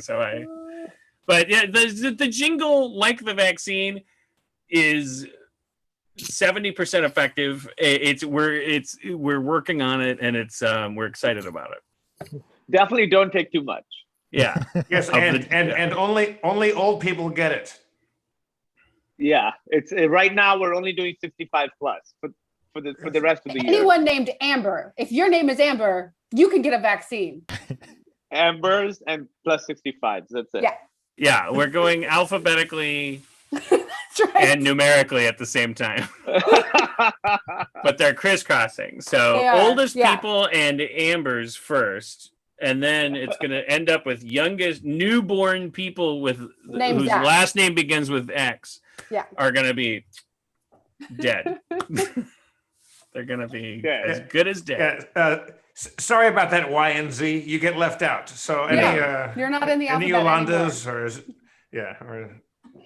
Zabrinas? I don't know what his Z Zach. name is. Or Maybe a little. Hey, do you guys know that Spencer and I have a podcast that's going to come out very soon? Maybe even in a day or two. It's called That Happens. We got a That Happens happening, and if you go to That Happens Pod, right, Spencer? Oh yeah, that happens pod on all the things. Instagram, Twitter, even a .com. And coming soon, Reddit and Discord, maybe. I don't know. Who We even got a knows jingle this for that is? too. Here's the Yeah, jingle for please. that. I want that. Dan, lay it on me. This is the prelude. That happens. And by that I mean fun. That happens. Entertainment on the run since pandemics. Everyone has nothing to do, so what happens? Come join me and you. My name is Spencer. I'm here to say I like to roll some dice today. I may as well do it with Jeff.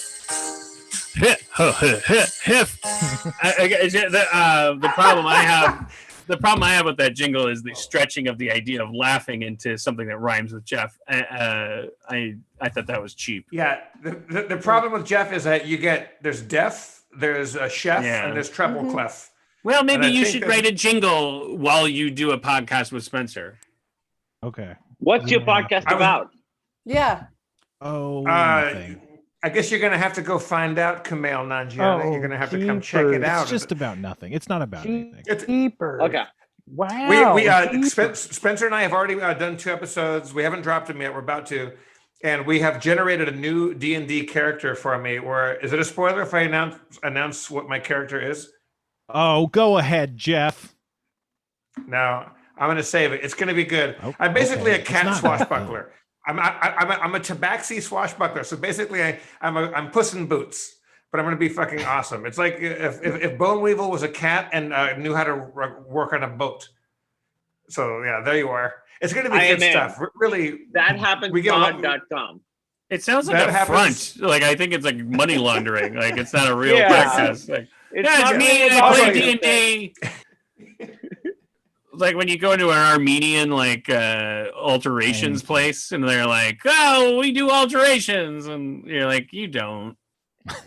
Yeah, there's a restaurant by us that we're like, the food is not good enough for the massive space you have here. The cash only, $57 for a salad. Whoa, really? You're staying here, huh? Okay. One time we went and there were 4 tables and we were like, can we sit there? Like, the food's going to take 2 hours. We were like, what? They're like, I mean, we're really busy, so it's going to be a long time before you can order it now. It's a front. We will call that bluff. We're going to sit here. We're waiting for our food. All right, well. We were like, we just want omelets. It takes no time at all. You know? We just want Yeah, omelets. I called up a TV repairman that is in my neighborhood. That's right near a place where I hang out, and I never saw anybody ever go in or out of the TV repair shop. But my TV was on the fritz years ago, and I called them up. I'm like, hey, I got this TV, and I think the light bulb has gone out. That's how old it was. The TV had a light bulb, everybody. And the guy's like, yeah, okay, let me call you back. And he called me back. He's like, yeah, that's going to be like $3,000. I called somebody else. I'm like, yeah, it's like $100. So that's a front. They're saying, you can come in there. We will find you a light bulb for your TV, but it's going to cost you a lot of money to take time out of our busy money laundering Whatever. and heroin dealing, Is that the one enterprise. across from the drawing room? That's behind. I wasn't going to say so, Emily, but yes, it is. That one. Yeah. I because they kept expanding and they kept making it look more like a home. But if you walked in there, which you can't because the door's never open, but you look at yes, they do have 3 or 4 TVs, and it looks like maybe somebody in there is slightly interested in the TV repair trade. However, call them on the phone and ask them for a quote. And I think they really want you to go fuck off and then ask where they want to go look for their heroin shipment or something. I feel It's like that really whole shady. strip mall across from the drawing room, including Ye Old Rustic, like that entire strip mall is just like Ben Affleck's character in The Accountant, like is just like keeping the whole thing going. It's like, oh, there's like a Apple repair store that never Yes. has any cables, and then there's like a realty place and then there's There's like an art. Also, there's like an art studio that sells clothes on occasion. It doesn't make any sense. Well, now those are all gone. All that remains is the strange, like real estate, like Sotheby's or whatever the hell. Yes, Again, that's right. You've never seen anybody go in or out of that building. That is certainly a brothel. I guarantee you, it is a QAnon. so people walk in and they go like, I'm looking for a flat 2-level ranch with We all are. maybe the Yes. backyard's a little Very good, biracial. sir. Right this way. Very good, sir. Brothelbees? Is Brothelbees anything? Brothel bees. There we go. There we go. I think we have an episode title. I think we finally got our episode title. Brothel Emily at the buzzer. bees, brothel bees, brothel bees. Well, my name is okay. Okay. All right. I think on Emily's slam dunk, I think we can call it a night. Thank you so much, Emily and Kumail, for joining us. Thank you for Thank having you. us. It's That lovely was to see you. so lovely to see your faces, and hopefully we'll all hang out in person very soon and take the vaccines, people. Yeah. Yes, get that. What's it called? Nanjiani Max? Yeah, Get the Nanjiani Max. it It is still not hasn't been. covered by. It has not been approved by the FDA. It is not covered by insurance. Okay. It's expensive. All right. Yeah. Yes. But it's great. I think the Nanjiani Max slogan and creed is the FDA approval is for assholes. Because on the bottle of Nanjiani Max, on the vial that you get, it says, let's roll the dice. Nanjiani Max. Actually, You it says feeling lucky? garlic flavored because you can It get just a says garlic, garlic. flavored also. If you peel back the label, it says garlic. Don't take too much. All right. Well, let's say goodbye to Kumail and Emily. Thank you so Thank much. you. Good night. We love you. What a joy. Also, Rob Schraub, we love you and adore you. Go check out Schraub Home Video because it's always a groove and a gas, and you will dig it. Spencer Crittenden, check out our new podcast, That Happens. You can find us at thathappens.com or thathappenspod, whatever the hell. I have a Patreon about storytelling. You can find me on Patreon. Dan, what are you plugging? What are you working on right now? Nothing. Don't patronize me. Don't subscribe to me. Don't cancel me. Don't monitor me. Leave me alone. Get out of my life. Get out of my face. Get off my radar. Put me off your grid. Cliffhanger! Good night, everybody. We did it, Dan. See you later. See you soon. Stop.